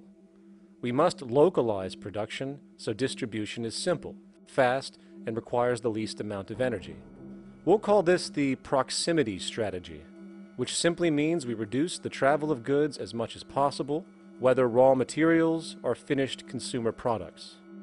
Of course, it might also be important to know what goods we are transporting and why, and this falls under the category of demand. And demand is simply what people need to be healthy and to have a high quality of life. The spectrum of material human needs range from core life-supporting necessities, such as food, clean water, shelter, to social and recreational goods, which allow for relaxation and personal social enjoyment, both important factors in human and social health overall. So, very simply, we take another survey. People describe their needs, demand is assessed, and production begins based on that demand. And since the level of demand of different goods will naturally fluctuate and change around different regions, we need to create a demand distribution tracking system, so to avoid overruns and shortages. Of course, this idea is old news. It is used in every major store chain today to make sure they keep up with their inventory. Only this time we are tracking on a global scale. But, wait a minute, we really can't fully understand demand if we don't account for the actual usage of the good itself. Is it logical and sustainable for every single human to, say, have one of everything made, regardless of their usage? No, that would be simply wasteful and inefficient. If a person has a need for a good, but that need is only for, say, 45 minutes a day on average, it would be much more efficient if that good was made available to them and to others when needed. Many forget that it isn't the good that they want, it is the purpose of that good. When we realize that the good itself is only as important as its utility, we see that external restriction, or what we might call today ownership, is extremely wasteful and environmentally illogical in a fundamental economic sense. So, we need to devise a strategy called strategic access. This will be the foundation of our demand distribution tracking system, which makes sure we can meet the demand of the population's needs for access of whatever they need when they need it. And as far as physically obtaining the goods, centralized and regional access centers all make sense for the most part, placed in close proximity to the population, and a person would simply come in, take the item, use it, and when finished, return it when it is no longer needed. Sort of how a library works today. In fact, these centers could not only exist in the community in the way we see local stores today, but specialized access centers would exist in specific areas where often certain goods are utilized, saving more energy with less repeat transport. And once this demand tracking system is in order, it is tied into our production management system, and of course into our resource management system, hence creating a unified, dynamically updating, global economic management machine that simply makes sure we remain sustainable, starting with securing the integrity of our finite resources, moving to make sure we only create the best, most strategic goods possible, while distributing everything in the most intelligent and efficient way. And the unique result of this preservation-based approach, which is intuitively counter to many, is that this logical, ground-up, empirical process of preservation and efficiency, which can only define true human sustainability on this planet, would likely enable something never before seen in human history. Access abundance, not just for a percentage of the global population, but the entire civilization. This economic model, as was just generalized, this responsible systems approach to total Earth resource management and processes, designed again to do nothing less than take care of humanity as a whole in the most efficient and sustainable way, could be termed a resource-based economy. The idea was defined in the 1970s by structural engineer Jacques Fresco. He understood back then that society was on a collision course with nature and itself, unsustainable on every level. And if things didn't change, we would destroy ourselves one way or another. Are all these things you're saying, Jacques, could they be built with what we know today, or are some of these things, are you guessing based on what we know today? No. All of these things can be built with what we know today. It would take 10 years to change the surface of the earth, to rebuild the world into a second Garden of Eden. The choice lies with you. The stupidity of a nuclear arms race, the development of weapons, trying to solve your problems politically by electing this political party or that political party, that all politics is immersed in corruption. Let me say it again. Communism, socialism, fascism, the Democrats, the liberals, we want to absorb human beings. All organizations that believe in a better life for man, there are no Negro problems or Polish problems or Jewish problems or Greek problems or women's problems. They're human problems. I'm not afraid of anybody. I don't work for anyone. No one can discharge me. I have no boss. I am afraid to live in the society we live in today. Our society cannot be maintained by this type of incompetency. It was great, the free enterprise system, about 35 years ago. That was the last of its usefulness. Now we've got to change our way of thinking or perish. The horror movies of the future will be our society, the way it didn't work. And politics would be part of a horror movie. Lots of people today use the term cold science because they're analytical. And they don't even know what analytical means. Science means closer approximations of the way the world really works. So it's telling the truth, is what it is. A scientist doesn't try to get along with people. They tell them what their findings are. They have to question all things. And if some scientist comes up with an experiment that shows certain materials have certain strength, other scientists have to be able to duplicate that experiment and come up with the same results. Even if a scientist feels that an airplane wing, due to mathematics or calculations, can hold up a given amount of weight, they still pile sandbags on it to see when it breaks. And they say, you know, my calculations are right, or they're not correct. I love that system because it's free of bias and free of thinking that math can solve all the problems. You have to put your math to test also. I think that every system that can be put to test should be put to test, and that all decisions should be based upon research. A resource-based economy is simply the scientific method applied to social concern, an approach utterly absent in the world today.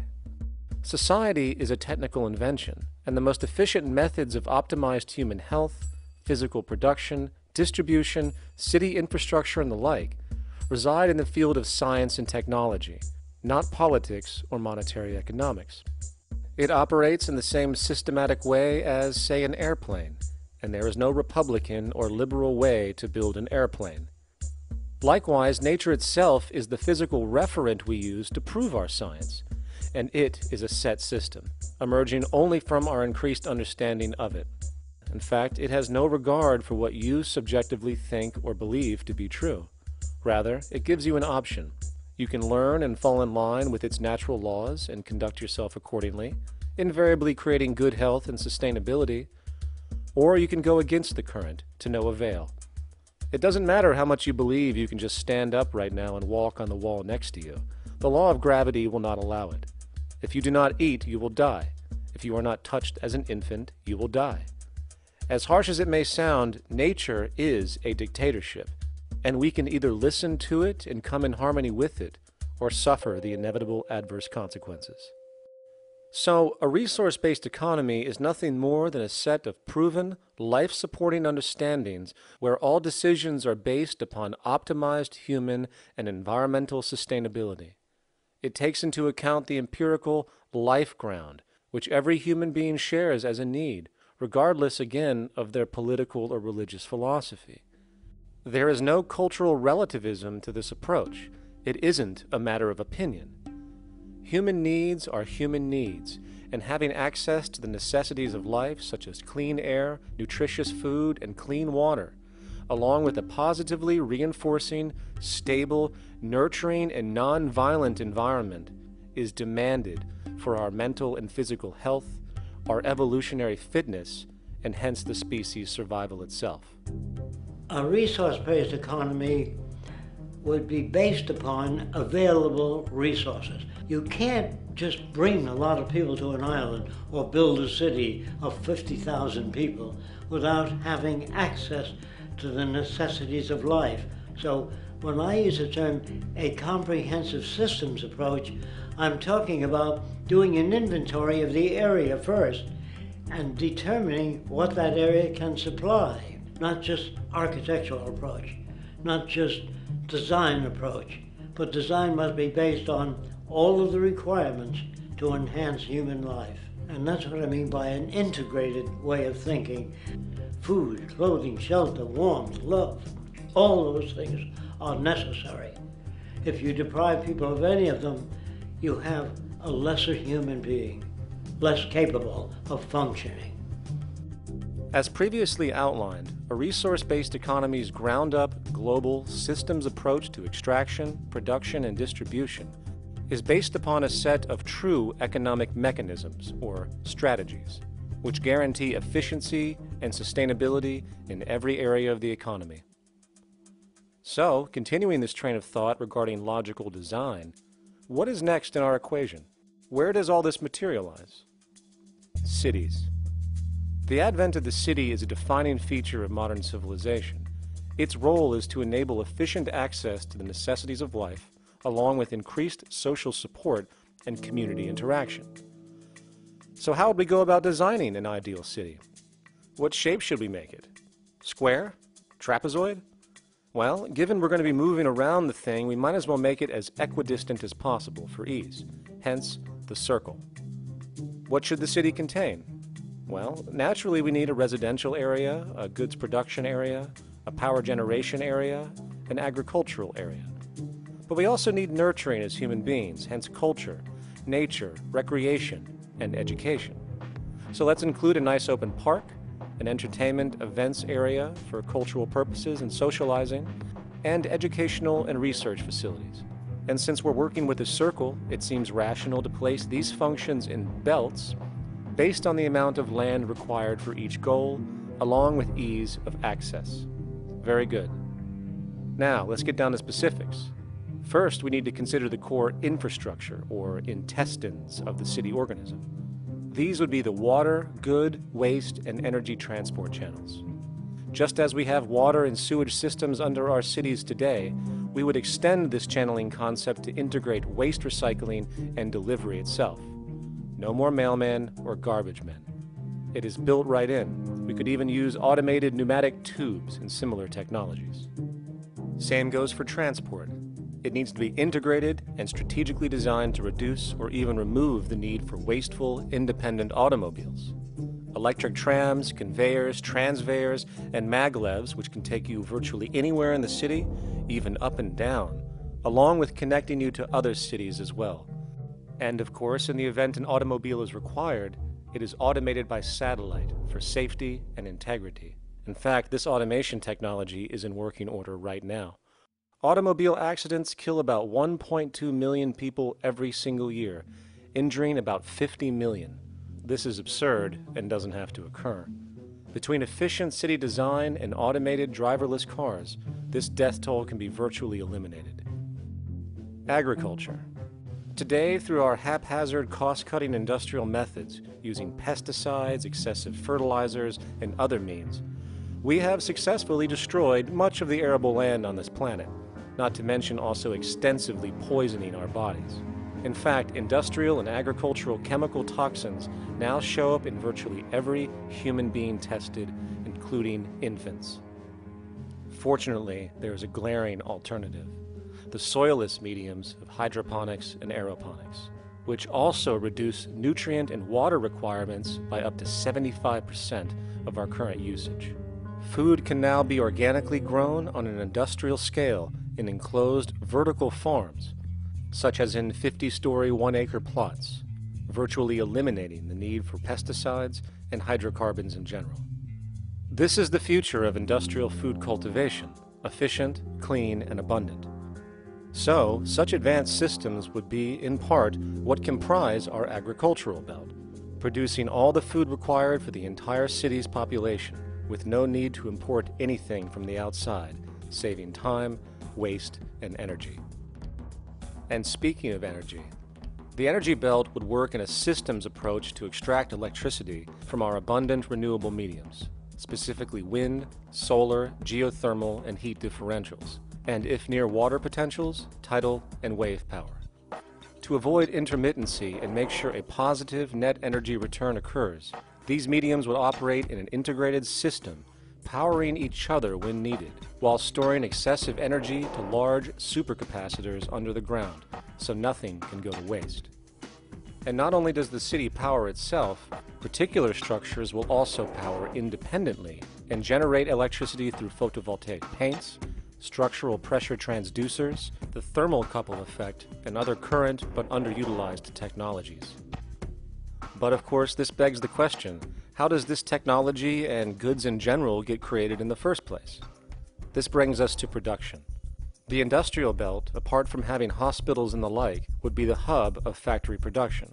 Completely localized overall, it would of course obtain raw materials by way of the global resource management system just discussed, with demand being generated by the population of the city itself.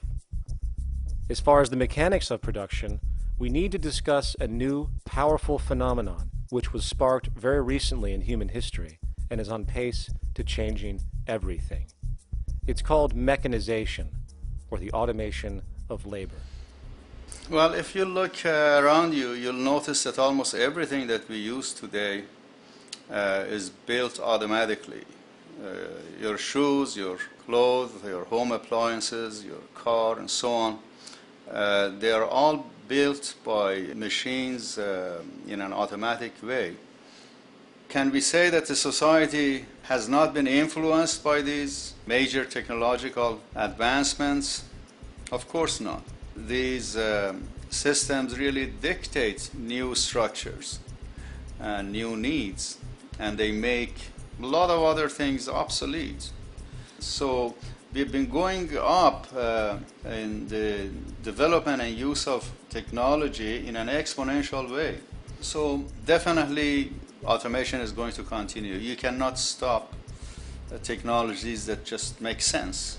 Labor automation through technology is at the bottom of every major social transformation in human history. From the agricultural revolution and the invention of the plow, to the industrial revolution and the invention of the powered machine, to the information age we live in now through essentially the invention of advanced electronics and computers. And with regard to advanced production methods today, mechanization is now evolving on its own, moving away from the traditional method of assembling component parts into a configuration into an advanced method of creating entire products in one single process. Like most engineers, I'm fascinated by biology because it's so full of examples of extraordinary pieces of engineering.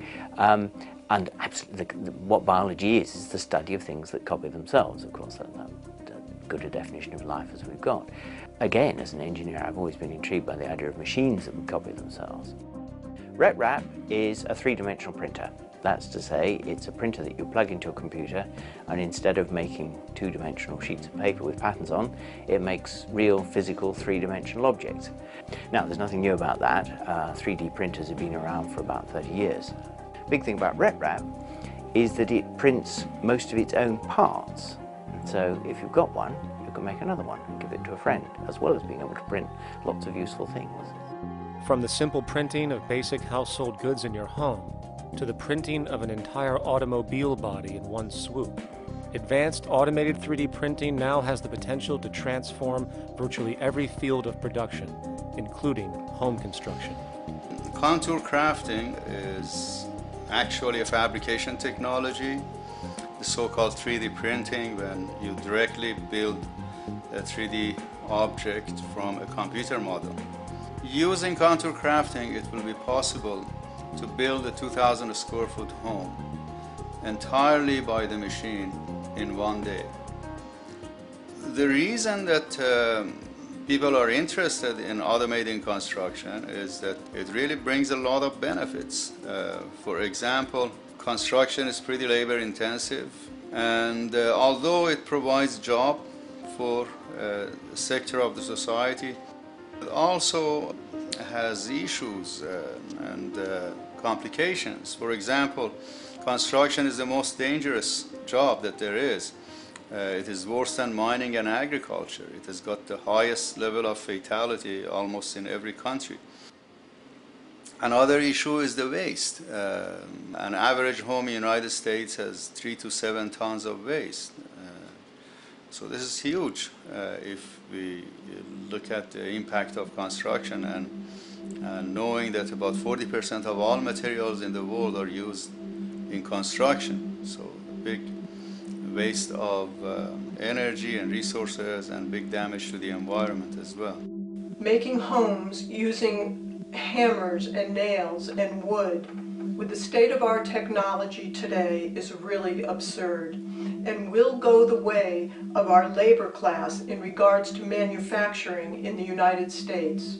Recently, there was a study by economist David Autor of MIT that states that our middle class is obsolete and being replaced by automation. Quite simply, mechanization is more productive, efficient, and sustainable than human labor in virtually every sector of the economy today. Machines do not need vacations, breaks, insurance, pensions, and they can work 24 hours a day every day.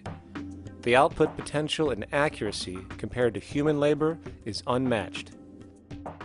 The bottom line, repetitive human labor is becoming obsolete and impractical across the world, and the unemployment you see around you today is fundamentally the result of this evolution of efficiency in technology.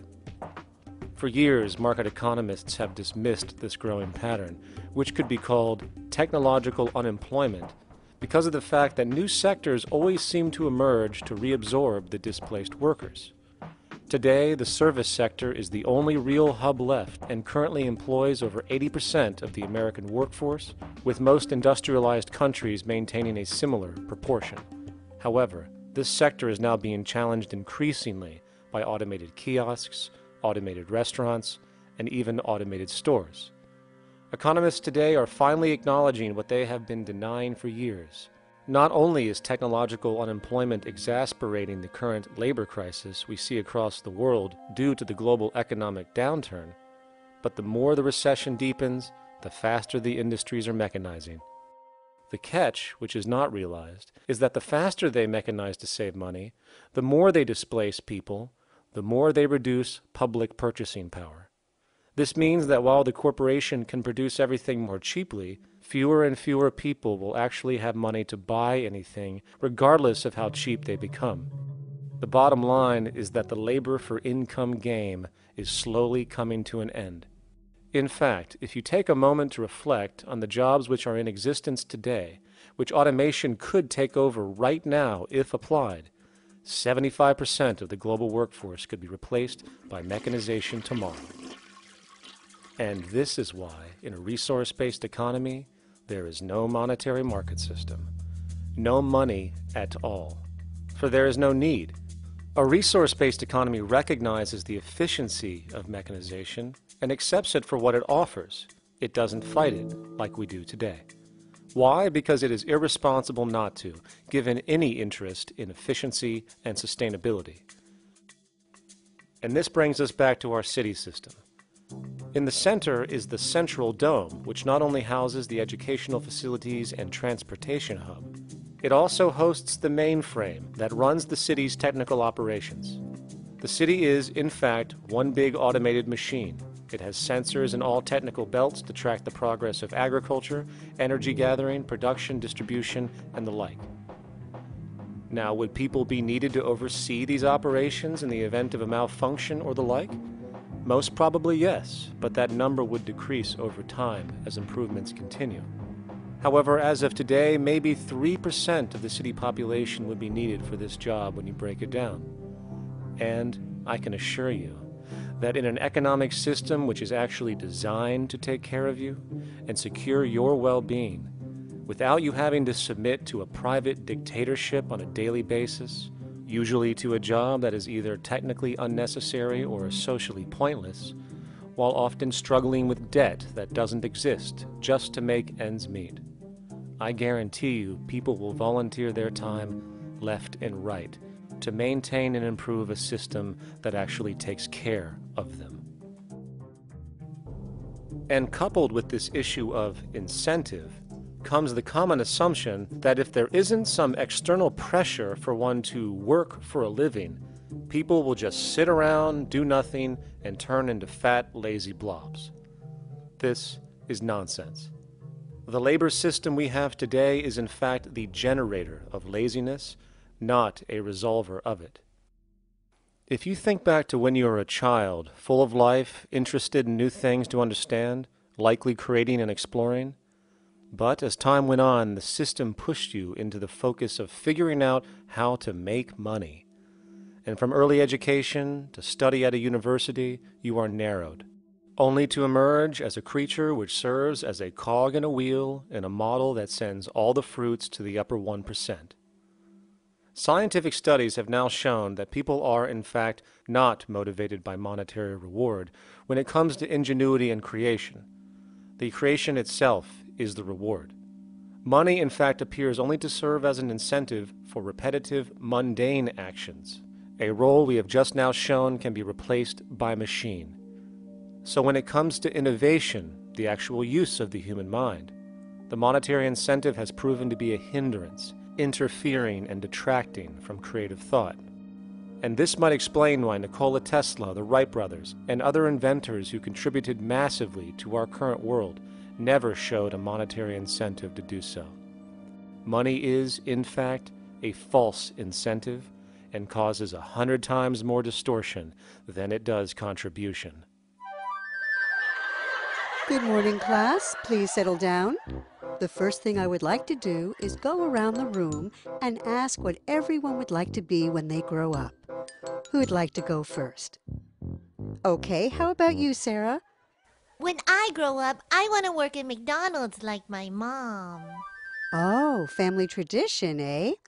How about you, Linda? When I grow up, I'm going to be a prostitute on the streets of New York City. Oh, glamour girl, huh? Very ambitious. How about you, Tommy? When I grow up, I'm going to be a rich, elitist businessman who works on Wall Street and profits off of the collapse of foreign economies. Enterprising, and great to see some multicultural interest. As stated before, a resource-based economy applies the scientific method to social concern, and this isn't limited to simply technical efficiency. It also has the consideration of human and social well-being directly and what comprises it. What good is a social system if, in the end, it doesn't produce happiness and peaceful coexistence? So it is important to point out that with the removal of the money system and the necessities of life provided, we would see a global reduction in crime by about 95% almost immediately, for there is nothing to steal, embezzle, scam, or the like. 95% of all people in prisons today are there due to some monetary-related crime or drug abuse, and drug abuse is a disorder, not a crime. So what about the other 5%, the truly violent, often seeming to some as being violent for the sake of being violent? Are they just evil people? The reason that I frankly think it's a waste of time to engage in moral value judgments about people's violence is because it doesn't advance by one iota our understanding of either the causes or the prevention of the violent behavior. People sometimes ask if I believe in forgiving criminals. My answer to that is, no, I don't believe in forgiveness any more than I believe in condemnation. It's only if we as a society can take the same attitude of treating violence as a problem in public health and preventive medicine rather than as a moral evil. It's only when we make that change in our own attitudes and assumptions and values that we will actually succeed in reducing the level of violence rather than stimulating it, which is what we do now. The more justice you seek, the more hurt you become, because there's no such thing as justice. There is whatever there is out there. That's it. In other words, if people are conditioned to be racist and bigots, if they're brought up in an environment that advocates that, why do you blame the person for it? They're a victim of a subculture. Therefore, they have to be helped. The point is, we have to redesign the environment that produces aberrant behavior. That's the problem, not putting a person in jail. That's why judges, lawyers, freedom of choice, such concepts are dangerous, because it gives you misinformation that the person is bad or that person is a serial killer. Serial killers are made, just like soldiers become serial killers with a machine gun. They become killing machines, but nobody looks at them as murderers or assassins, because that's natural. So we blame people. We say, well, this guy was a Nazi, he tortured Jews. No, he was brought up to torture Jews. Once you accept the fact that people have individual choices and they're free to make those choices, free to make choices means without being influenced. And I can't understand that at all. All of us are influenced in all our choices by the culture we live in, by our parents, and by the values that dominate. So we're influenced. So there can't be free choices. What's the greatest country in the world? The true answer, I haven't been all over the world, and I don't know enough about different cultures to answer that question. I don't know anybody that speaks that way. They say, good old USA, the greatest country in the world. There's no survey. Have you been to India? No. Have you been to England? No. Have you been to France? No. What do you make your assumptions on? They can't answer. They get mad at you. They say, well, goddamn it, who the hell are you to tell me what to think? You know, don't forget, you're dealing with aberrated people. They're not responsible for their answers.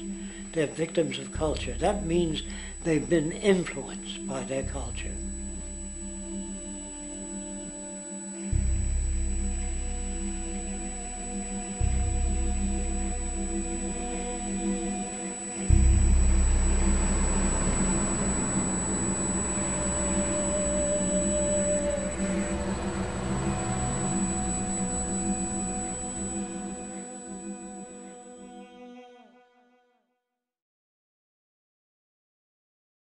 When we consider a resource-based economy, there are often a number of arguments that tend to come up with regard to the efficiency. Now hold on just a minute. Yes?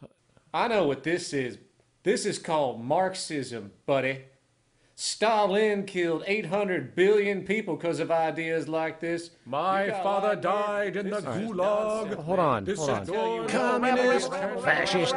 You don't like America, you should just leave. Right, everybody just calm down. Death to the New World Order. Death to the New World Order. And as the irrationality of the audience grew, shocked and confused, suddenly the narrator suffered a fatal heart attack. And the seemingly communist propaganda film was no more.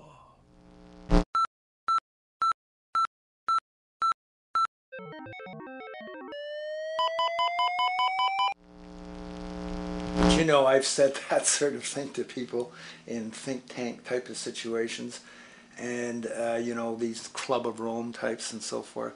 Marxist? What Marxist? Where did that come from? You know, they got this icon they hold on to as their holy grail, and it's such an easy one. You know, People ask if I'm a socialist or a communist or a capitalist, and I say I'm none of the above. And why do you think that those are the only options? All of those political constructs were created by writers who assumed that we lived on a planet of infinite resources. Not a one of those political philosophies even contemplates that there might be a shortage of anything. I believe that communism, socialism, free enterprise, fascism are part of social evolution, that you can't take a giant step from one culture to another, But they're in-between systems. Before there's any ism, we've got a life ground, and the life ground is, as I just described most easily, it's all the conditions required to take your next breath, and that involves the air you breathe, the water you get, the safety you have, the education you can access, all these things that we share and use and that no life in any culture can do without. So we've got to reset down to the life ground, and the life ground is no longer any ism. It's life value analysis. It's simply a matter of historical fact that the dominant intellectual culture of any particular society reflects the interest of the dominant group in that society. In a slave-owning society, the beliefs about human beings and human rights and so on will reflect the needs of the slave owners. In a society which again is based on the power of certain people to control and profit from the lives and work of millions of others, the dominant intellectual culture will reflect the needs of the dominant group. And so that if you look across the board, the ideas that pervade psychology and sociology and history and political economy and political science fundamentally reflect certain elite interests. And the academics who question that too much tend to get shunted to the side or to be seen as sort of radicals. The dominant values of a culture tend to support and perpetuate what is rewarded by that culture. And in a society where success and status is measured by material wealth, not social contribution, it is easy to see why the state of the world is what it is today. We are dealing with a value system disorder, completely denatured, where the priority of personal and social health have become secondary to the detrimental notions of artificial wealth and limitless growth. And like a virus, this disorder now permeates every facet of government, news media, entertainment, and even academia. And built into its structure are mechanisms of protection from anything that might interfere. Disciples of the monetary market religion, the self-appointed guardians of the status quo, constantly seek out ways to avoid any form of thought which might interfere with their beliefs, the most common of which are projected dualities. If you are not a Republican, you must be a Democrat. If you are not a Christian, you might be a Satanist. And if you feel society can be greatly improved to consider perhaps, I don't know, taking care of everyone, you're just a utopianist. And the most insidious of them all, if you are not for the free market, you must be against freedom itself. I'm a believer in freedom. Every time you hear the word freedom being said anywhere or government interference said anywhere, it means, decoded, blocking maximization of turning money into more money for private money possessors. That's it. Every other thing they'll say, oh, we need more commodities for people, oh, this is freedom against tyranny and so forth. Every time you see it, you can decode it down to that. And I think you'll find a one-to-one correlation with every time they use it.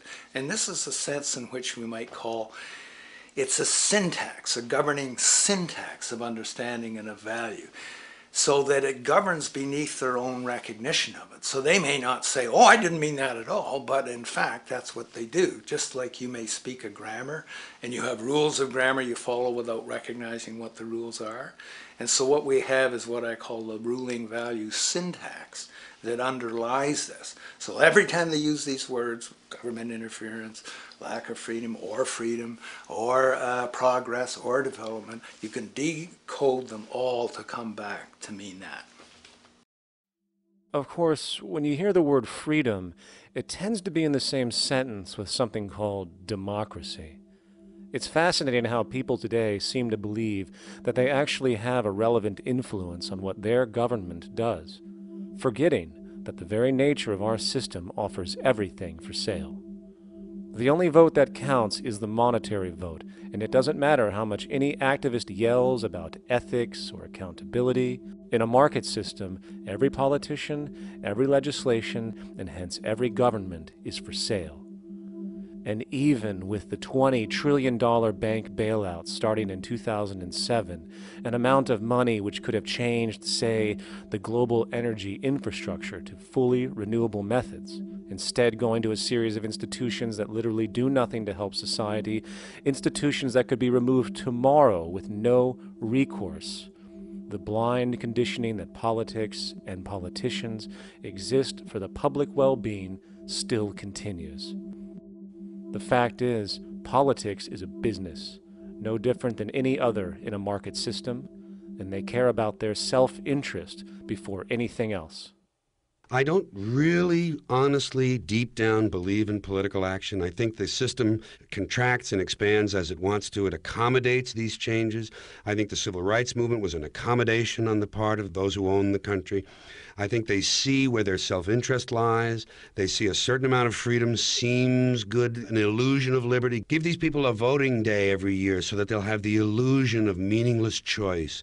Meaningless choice that we go like slaves and say, "Oh, I voted." The limits of debate in this country are established before the debate even begins, and everyone else is marginalized. They're made to seem either to be communists or some sort of disloyal person. A kook, there's a word.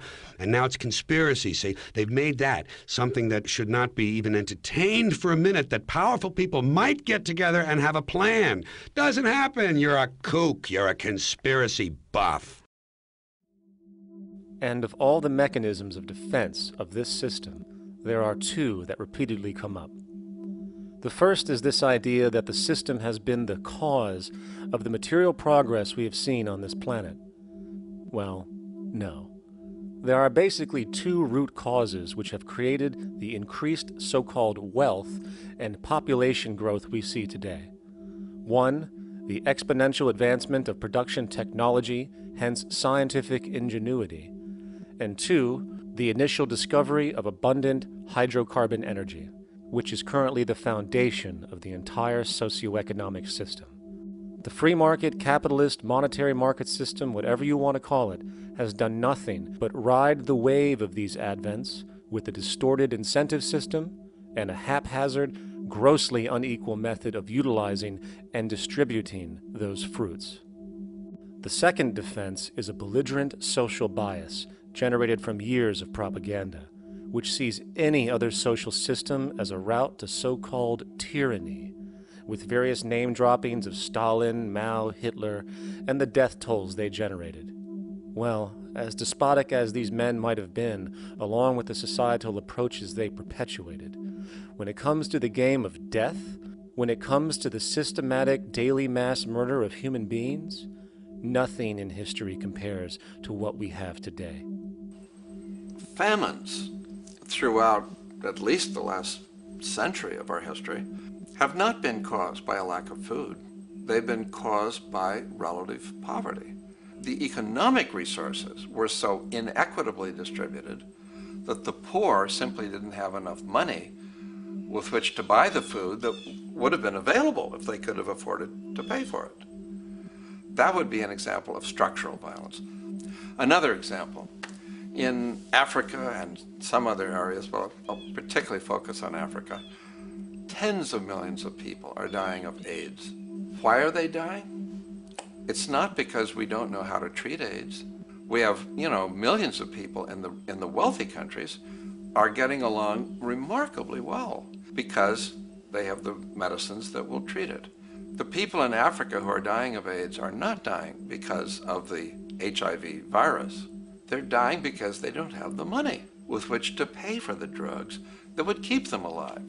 Gandhi saw this. He said the deadliest form of violence is poverty. And that's absolutely right. Poverty kills far more people than all the wars in history, more people than all the murderers in history, more than all the suicides in history. Not only does structural violence kill more people than all the behavioral violence put together, structural violence is also the main cause of behavioral violence.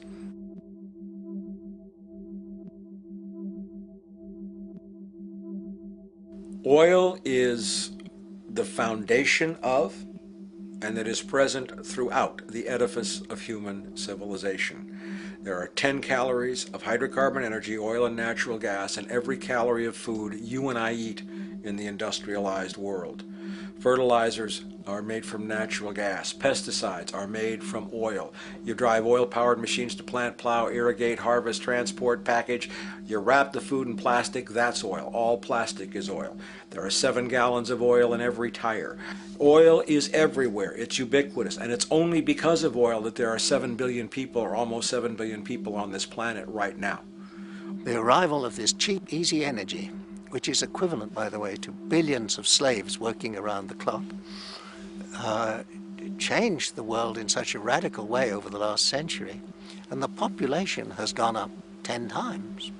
But by 2050, oil supply is able to support less than half the present world's population in their present way of life. So the scale of adjustment to live differently is just enormous. The world is now using 6 barrels of oil for every barrel it finds. 5 years ago, it was using 4 barrels of oil for every barrel it finds. A year from now, it's going to be using 8 barrels of oil for every barrel it finds. What's disturbing to me is the lack of any real effort from governments worldwide or industry leaders worldwide to do something different. I mean, we have these sort of attempts to build more wind power and to maybe do something with tide.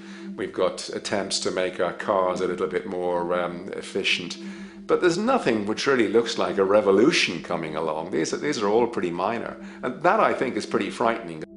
And the governments who are driven by these economists who don't really appreciate what we're talking about are trying to stimulate consumerism to restore past prosperity in the hope that they can restore the past. They're printing yet more money lacking any collateral at all.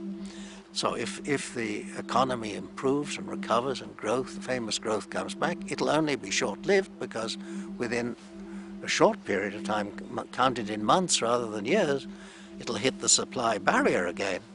There'll be another price shock and a deeper recession. So I think we go into a series of vicious circles. So you have the economic growth going up, price spike, everything shuts down, that's where we are now. Then it starts to come up again. But what we have now is this area where there's no more ability to produce cheap energy. We're at the peak. We're on the downslope of oil production. No way you're going to get any more out of the ground any faster, which means that things shut down. The price of oil drops, which it did in early 2009, but then as you have an ersatz so-called recovery, the price of oil starts to come back. It's recently been hovering around $80 a barrel, and what we see is at $80 a barrel now, with the economic and financial collapse, people are having a hard time affording that. World oil production right now is about 86 million barrels a day. Over 10 years, you're looking at roughly 40 million barrels a day having to be replaced. There's nothing around which can come even within 1% of meeting that sort of demand. If we don't do something pretty quickly, there's going to be a huge energy deficiency. I think the big mistake is in not recognizing a decade or so ago that a concerted effort needed to be made to develop these sustainable forms of energy. I think that's something our grandchildren will look back on with total disbelief. You people knew that you were dealing with a finite commodity. How could you possibly have built your economy around something which was going to disappear? For the first time in human history, the species is now faced with the depletion of a core resource central to our current system of survival. And the punchline of the whole thing is that even with oil becoming more and more scarce, the economic system will still blindly push its cancerous growth model, so people can go out and buy more oil-powered cars to generate GDP and jobs, exacerbating the decline. Are there solutions to replace the edifice of the hydrocarbon economy? Of course. But the path needed to accomplish these changes will not manifest through the market system protocols required, since new solutions can only be implemented through the profit mechanism. People are not investing in renewable energies because there is no money in it in both the long and short term, and the commitment needed to make it happen can only occur at a severe financial loss. Hence, there is no monetary incentive, and in this system, if there's no monetary incentive, things do not happen. And on top of it all, peak oil is just one of many surfacing consequences of the environmental social train wreck gaining speed today. Other declines include freshwater, the very fabric of our existence, which is currently showing shortages for 2.8 billion people, and those shortages are on pace to reach 4 billion by 2030. Food production, the destruction of arable cropland, from which 99.7% of all human food comes from today, is occurring up to 40 times faster than it is being replenished. And over the last 40 years, 30% of the arable land has become unproductive. Not to mention that hydrocarbons are the backbone of agriculture today, and as it declines, so will the food supply. As far as resources in general, at our current patterns of consumption, by 2030 we will need 2 planets to continue our rates. Not to mention the continual destruction of life-supporting biodiversity, causing extinction spasms and environmental destabilization across the globe. And with all of these declines, we have the near exponential population growth, where by 2030 there might be over 8 billion people on this planet. Energy production alone would need to increase 44% by 2030 to meet such demand. And again, since money is the only initiator of action, are we to expect that any country on the planet is going to be able to afford the massive changes needed to revolutionize agriculture, water processing, energy production, and the like, when the global debt pyramid scheme is slowly shutting the entire world down? Not to mention the fact that the unemployment you currently see is going to become normality due to the nature of technological unemployment. The jobs are not coming back.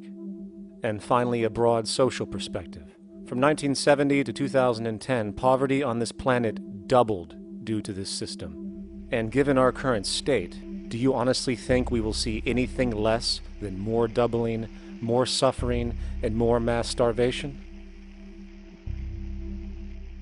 There is not going to be any recovery. This is not some long depression that we're someday going to pull out of. I think the next phase we're going to see after the next round of economic collapse is massive civil unrest, when employment checks stop being paid because the states have no money left. And when things get so bad that people lose confidence in their elected leaders, they will demand change if we don't kill each other in the process or destroy the environment. I'm just afraid that we might get to the point of no return. And that bothers me no end. We do all we can to avoid that condition. It's clear that we're on the verge of a great transition in human life. That what we face now is this fundamental change of the life we've known over the last century. There has to be a link between the economy and the resources of this planet, the resources being, of course, all animal and plant life, the health of the oceans and everything else. This is a monetary paradigm that will not let go until it's killed the last human being. The in-group will do all it can to stay in power. And that's what you got to keep in mind. They'll use the Army and Navy and lies or whatever they have to use to keep in power. They're not about to give it up because they don't know of any other system that will perpetuate their kind.